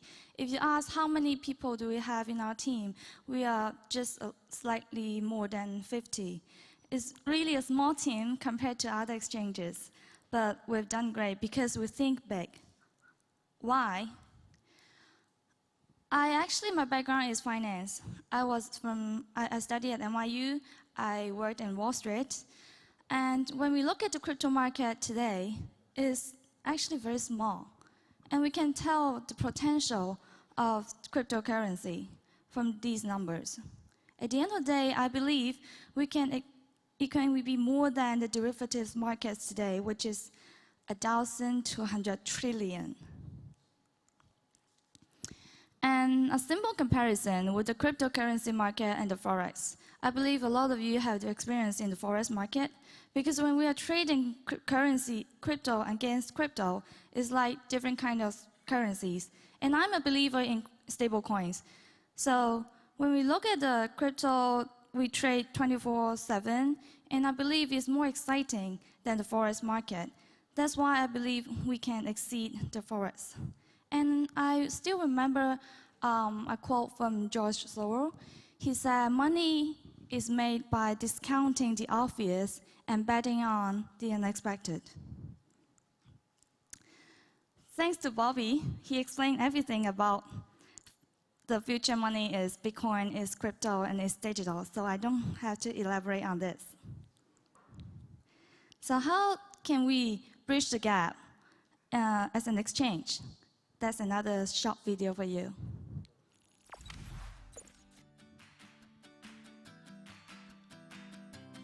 DigiFinex is a world-leading, one-stop digital financial services platform, and we make acquiring and spending cryptocurrencies fast, easy, and safe for you. Buy popular cryptocurrencies on DigiFinex. Pay with Visa or MasterCard and start trading instantly. Have a wallet full of crypto? With the DigiFinex Transportation Card, now you can make crypto part of your lifestyle. Eat, play, travel. All across Asia. What's next? We are working on the DigiFinex credit card so you can make payments in crypto online and offline across the globe, or even make cash withdrawals at your local ATMs. Your options are endless. DigiFinex makes it more convenient than ever for you to acquire and spend crypto. At DigiFinex, we've got you all covered. So why am I here in Malta? I used to love AI, now I love blockchain, and I love Malta. So it's a call for action. So at the end of the day, we are not competing with other exchanges, but hopefully we can hold hands together. And I hope we can find interesting projects, quality projects here, because we offer a one-stop service on IEO. IEO is very popular in Singapore, in Hong Kong, in the Asia market. I know it's pretty new to your market, but hopefully we can work together and expand your business into Southeast Asia. Apollo is the name of our IEO project. If you're familiar with autonomous driving, I was the founding member for Baidu Autonomous Driving Unit, and I also started a program called Apollo, which is now the Baidu AI project. And I use the same name again here because we would like to take you to the Mars. A quick comparison, but I'll skip it. This is what I would like to share with you, a very successful example we've done, a showcase. The Brave Sound token is actually a Bitcoin Cash token supported by Roger Ver, and we helped them to raise almost $2 million within 3 hours. So we will be the global first exchange to launch the Bitcoin Cash SLP tokens, and we'll open a BCH trading zone on our exchange. So everyone can trade all these tokens with BCH. If there are only 3 key takeaways from my presentation or my sharing today, these are how we could together make crypto great again. And if there's only one thing you can take away from my presentation, just any projects, any interesting incubators and investors, you can Google or Baidu Kiana Shek, and we can further talk offline. Thank you.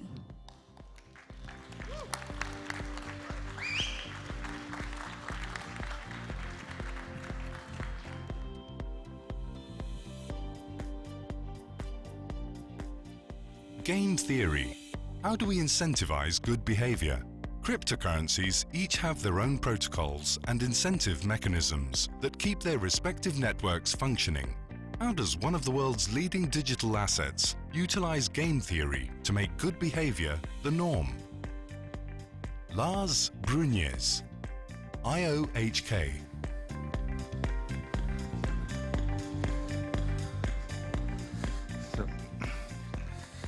So, hello everybody. I'm very happy to be here in Malta. And so I'm a mathematician, and I'm the director of education of IOHK. For those of you who don't know us, so we are the company that builds Cardano, one of the top 10 cryptocurrencies. And this morning I gave a long presentation about what I do for education, how we feel about education. But one of the things that I believe is that you shouldn't exclusively teach, you should also actually know what you are talking about. So I always try to do other things as well. And one of the jobs I have at IOHK is that I'm responsible for the incentives mechanism. And that's what I want to talk to you about now. And I'm responsible, but of course I don't do the work, or not all of the work.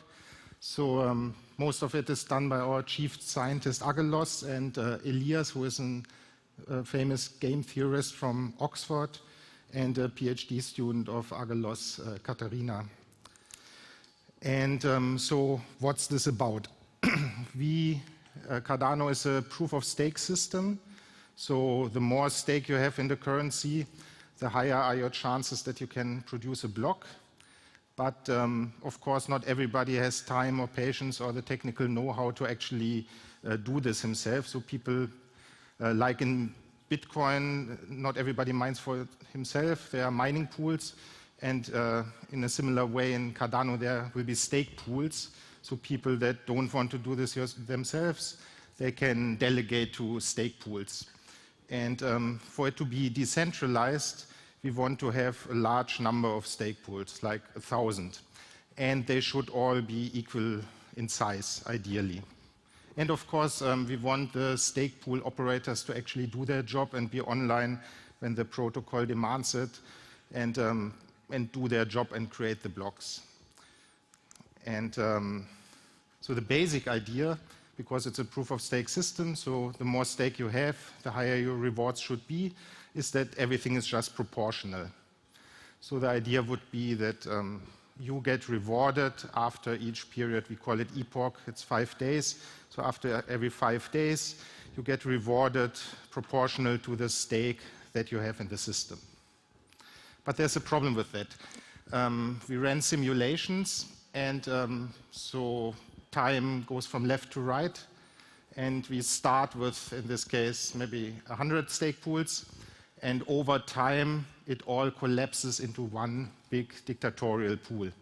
And the reason is simple. If we naively do this proportional thing, then it's always better for pools to merge and form larger pools, because the costs don't really increase. It doesn't matter how big a pool is. The costs are more or less the same. So the relative gains increase the bigger the pool is. So the natural tendency is to converge into very few, or even just one large pool. And that's not just theory. I mean, this was a simulation, but actually something similar happened in Bitcoin several years ago, when one of the largest mining pools got very close to 50%, which of course is dangerous and defeats the object of the exercise of decentralization. And what happened in the case of Bitcoin was that people voluntarily left the mining pool because they believed in this ideal of decentralization and wanted to do the right thing, so they left.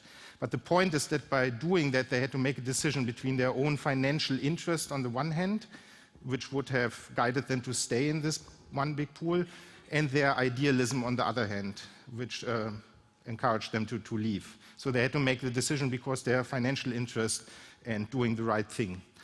And what we tried to do in Cardano when designing our incentive mechanism was to make that better, in the sense that everybody can be selfish and just look at financial gain, and still the outcome will be this decentralized landscape of, say, 1,000 pools. And we actually used game theory to prove that our system works, or at least be relatively confident that it will work. And I want to explain how we have done that. So actually the solution that we came up with is to do a couple of refinements to this basic idea of complete proportional rewards. So one thing is that we cap rewards of stake pools at 1 per mil. So that means if a stake pool attracts more stake than 1 per mil of the total stake, the rewards don't increase anymore. So the idea is to keep the pools below the size of 1 per mil. And then we penalize pools that are not online when they're supposed to be online. So we see how many blocks they're supposed to create compared with how many they actually create. And if there's a discrepancy, then they get less rewards. And finally, obviously, the stake pool operators have an overhead. I mean, they have to rent a server or buy a server, and they need to spend time to actually run the software. So they should keep a margin for themselves, so get a bit more than the people that just delegate their stake to these stake pools.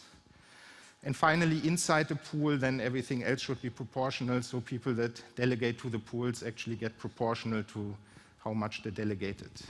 And that hopefully sounds reasonable, but of course it's not a proof that it will actually work. And this is where the game theory comes in. So what is game theory?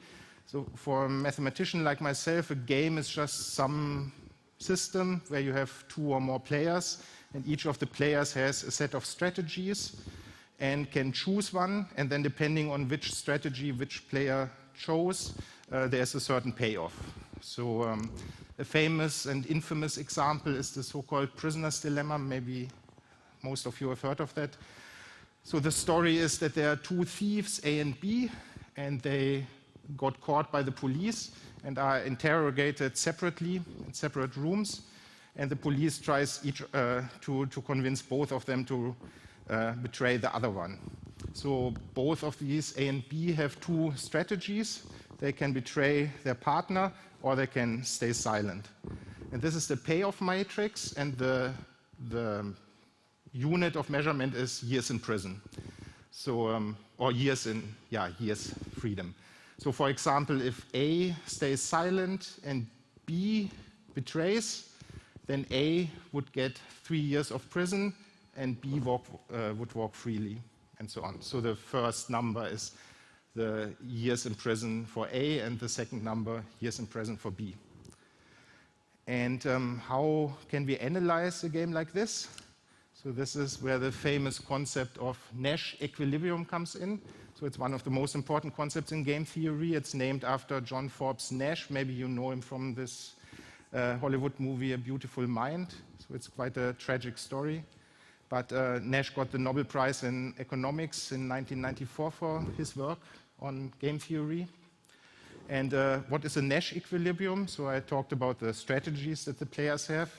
And the Nash equilibrium is a set of strategies, so one strategy for each player, in which no player has any reason to change his strategy, provided no other player changes the strategy.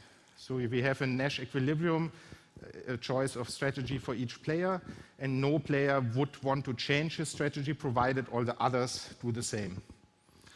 And every game, or any reasonable game, actually has at least one Nash equilibrium.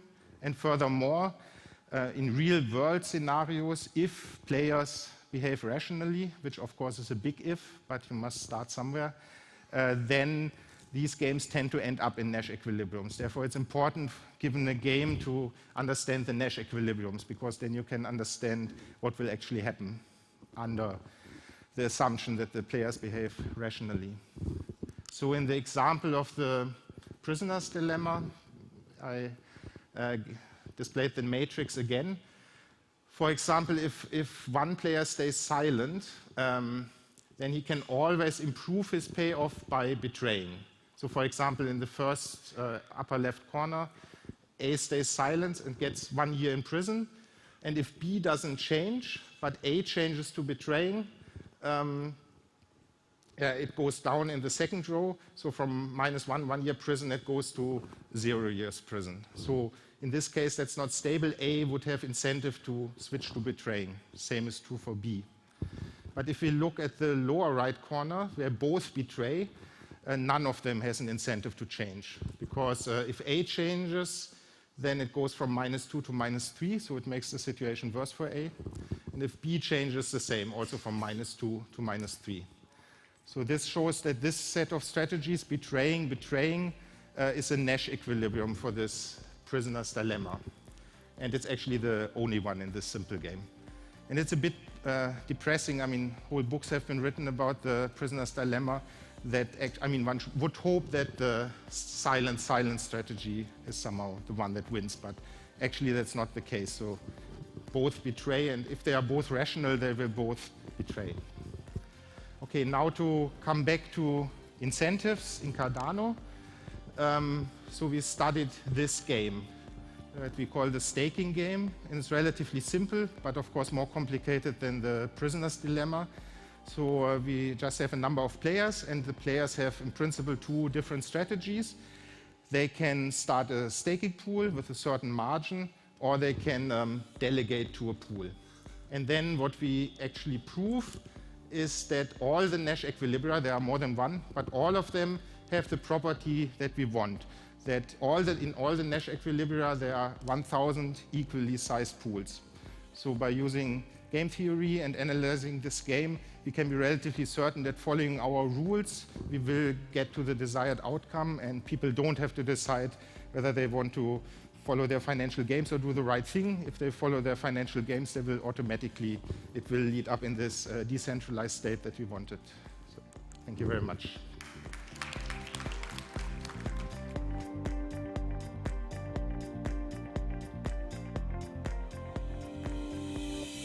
How will digital currencies change the world? Whether it's faster and cheaper transfers, low-cost remittances, or simply unleashing the power of e-commerce, digital currencies are changing the game entirely. Roger Ver, Bitcoin Cash.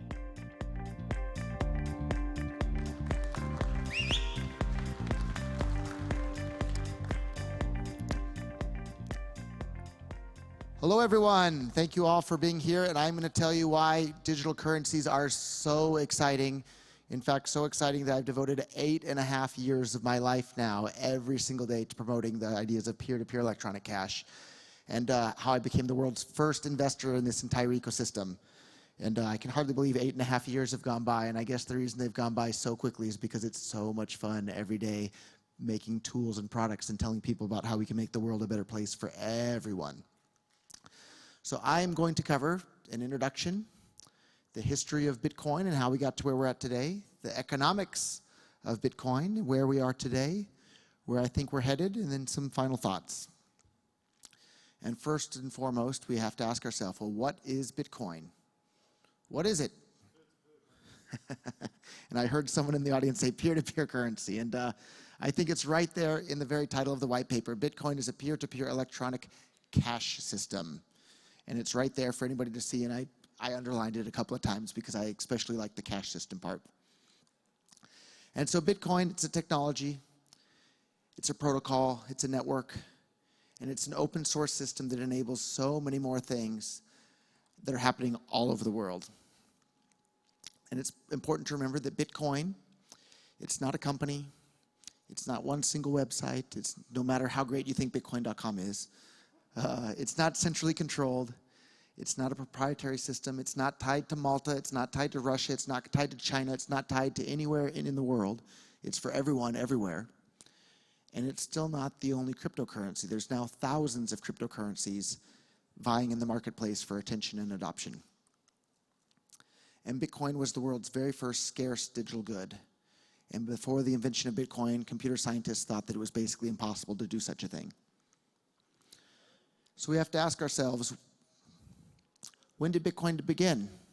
I think most people in this room initially think, well, 2009, of course, right? Or the white paper was released in 2008. Well, I would argue that it began much, much earlier. And for me, my Bitcoin journey actually began in 1999. And I read a book by Neil Stephenson called Cryptonomicon, fantastic science fiction book in which a bunch of people are going all over the world doing interesting things using anonymous cyber cash to pay for all these things. And another person who really influenced my thinking is a man named Milton Friedman, a Nobel Prize-winning economist, and he was talking way back in 1999 that the biggest thing that was missing from the internet was a reliable e-cash system, a method where on the internet you can transfer funds from A to B without B knowing A or A knowing B. And he was talking about that way back in 1999. And I was pretty young back then. I'm sure there were people talking about these ideas even earlier, but this is when I first became exposed to these ideas. And in 2009, Bitcoin launched as a cash system. And in 2010, we saw the very first people start to use it as money. And it was in reference to the Silk Road that I heard about Bitcoin for the very first time, because people were buying and selling things that other people didn't want them to buy and sell. And I wasn't interested in any of the products that they were selling on that website, but it caught my attention because I thought, what kind of money could they possibly be using to do this? And then in 2011, lots of other people like myself started to get interested in this technology. And we've all seen charts like this where the price goes up and then back down, but it's worth noting that the price in this chart in 2011, the price went from around $2 to $30. And I heard all these arguments that, oh, this is a bubble and Bitcoin can never be worth $30 whole dollars each. And in the short term, they were right. It went back down to single-digit dollars there again. But then in 2012, I launched a website called bitcoinstore.com, where we offered more than 500,000 electronics products at prices predominantly cheaper than Amazon. And we only accepted Bitcoin for payment. We didn't accept any payment methods other than Bitcoin. And we sold millions of dollars worth of computer parts for Bitcoin. Because up to that point, everybody in the media and in the public would say, yeah, Bitcoin, what can you buy with it? All you can buy is drugs. And now we could say, no, you can buy just about anything you want that's a consumer electronics product. And you can buy it at prices cheaper than Amazon. And we only accept Bitcoin Cash. And it was really a fun time. And in 2013, we saw Bitcoin pass the price of $1,000 for the first time ever. And the total VC investment in the space for the entire year of 2013 was $98 million. And Coinbase raised $25 million that year of that $98 million. And at the time, this was so exciting, it was so big. But now we see single deals or single ICOs raising more money than the entire amount of investment that was put into the Bitcoin ecosystem in 2013. And it's worth pointing out that in 2013, it wasn't the cryptocurrency ecosystem, it was just the Bitcoin ecosystem. And in 2014, we saw more and more attention and traction and adoption of Bitcoin, and we saw the number of websites accepting Bitcoin as payment. It surpassed 100,000 websites. That's a big number. 100,000 websites started accepting Bitcoin in 2014. And then in 2015, we had people that were much newer to Bitcoin. They literally started suggesting that people shouldn't use Bitcoin for payments and it would be better to use things like credit cards. And I remember a meetup I held in Silicon Valley at a restaurant that accepted Bitcoin for payments. A Korean barbecue restaurant, and maybe 100 people showed up that night that were all really excited about Bitcoin. And almost everybody used Bitcoin to pay for their meal, except for 3 people. They showed up, 3 Bitcoin core developers, Luke Jr., Brian Bishop, and Eric Lombroso are their names for anybody that cares to know. And they literally spent maybe 3 hours that evening arguing with everybody at the Bitcoin meetup, telling them that they should not be using Bitcoin to pay for their meal and that they should be using credit cards instead to pay for their meal. And here's another person that has that same sort of mindset, and this is a direct quote, not taken out of context. There's a whole bunch of other images going on the internet with links and citations. This is another person, a Bitcoin core developer working for Blockstream, who's saying higher fees may be just what is needed. And for people like myself and anybody that got involved early on, we knew that Bitcoin needs to have fast, cheap, reliable payments. And in 2016, we saw, because of worry about the scaling debate, Bitcoin's total share of the market cap plummeted in relation to altcoins. And we started to see lots and lots of other coins start to get more and more traction in the market. And of course, in 2017, that one single Bitcoin split into 2 versions of Bitcoin. So there's one that everyone's still calling Bitcoin. And then there's the one that everybody calls Bitcoin Cash that still has those low fees, fast confirmations, and reliable payments for the world that made Bitcoin popular to begin with. And we can see here the number of daily transactions in 2017.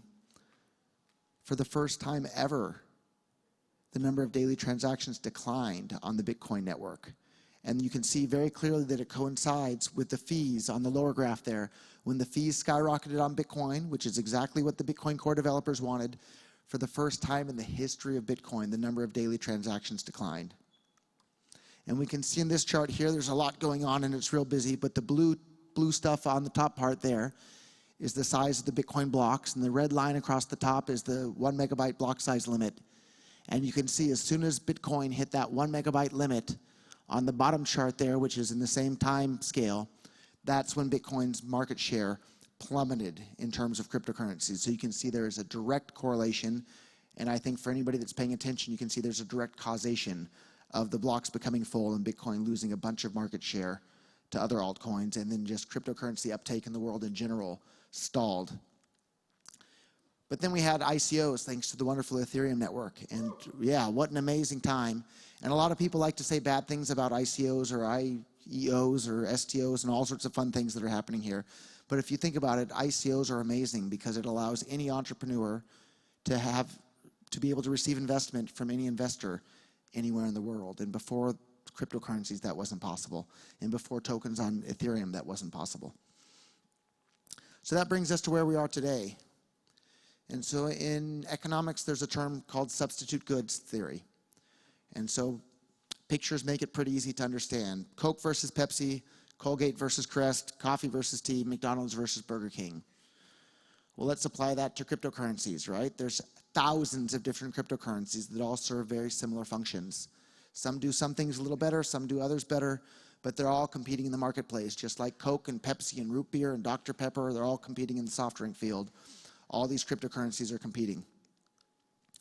And we can see very, very clearly the fees on the Bitcoin Cash network are less than a penny. The transactions are basically free, just like the transactions on the Bitcoin network used to be until the blocks became full. We can see that the fees on the Bitcoin Core network today are several dollars. At the end of 2017, they got as high as $50 on average.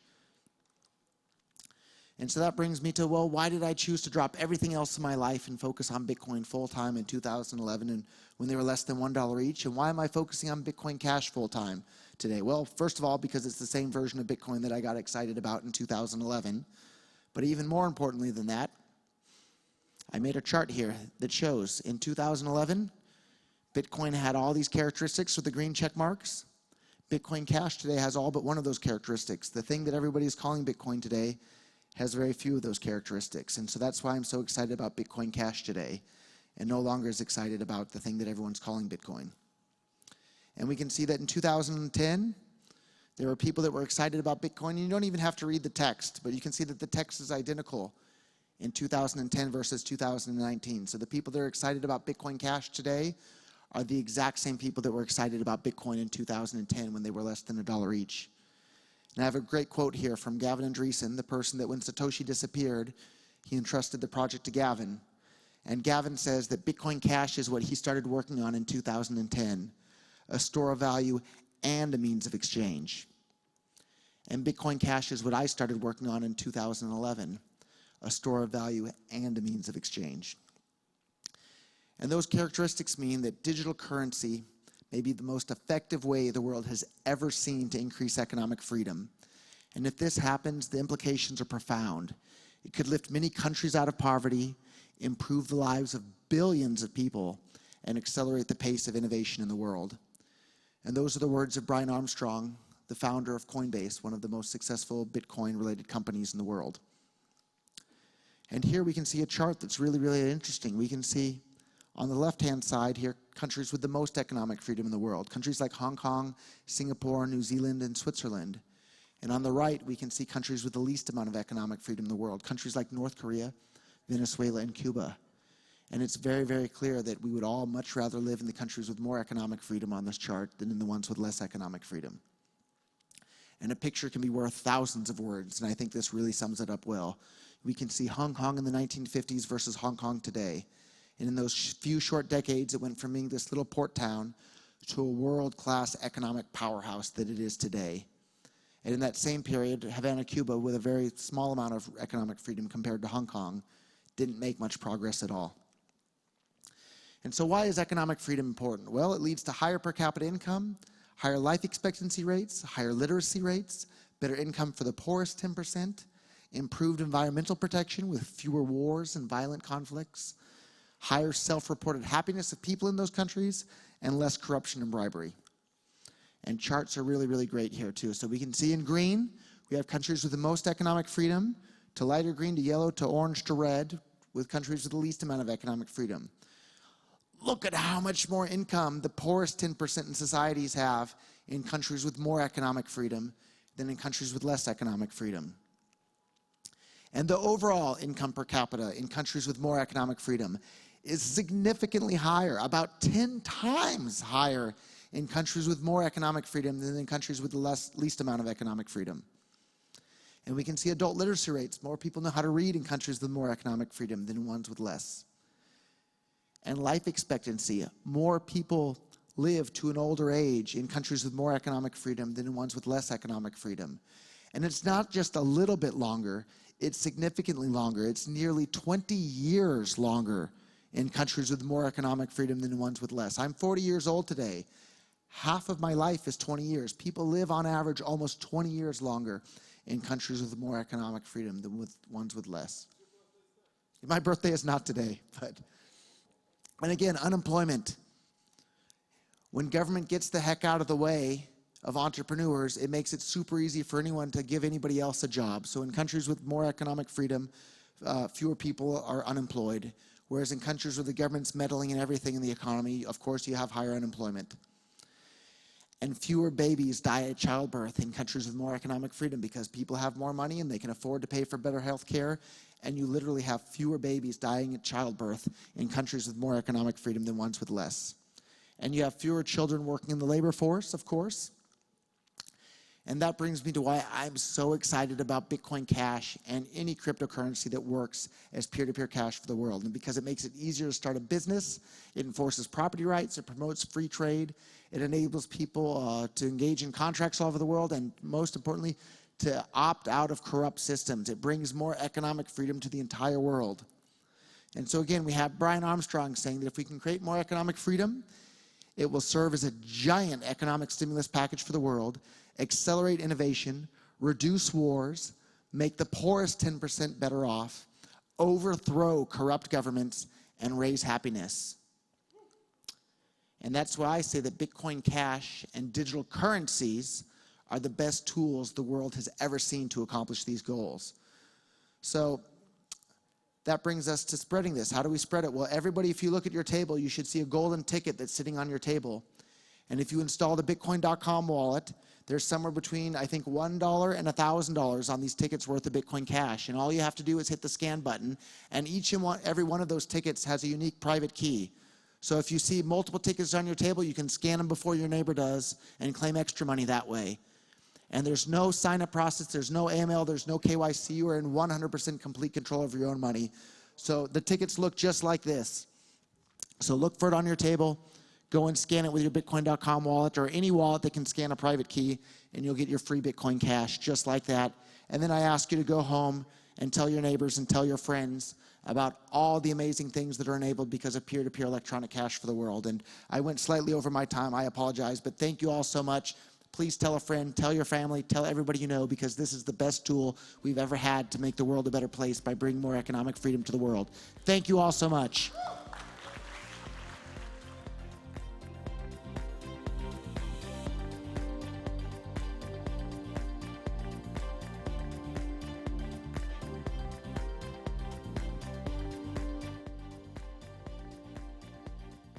Center.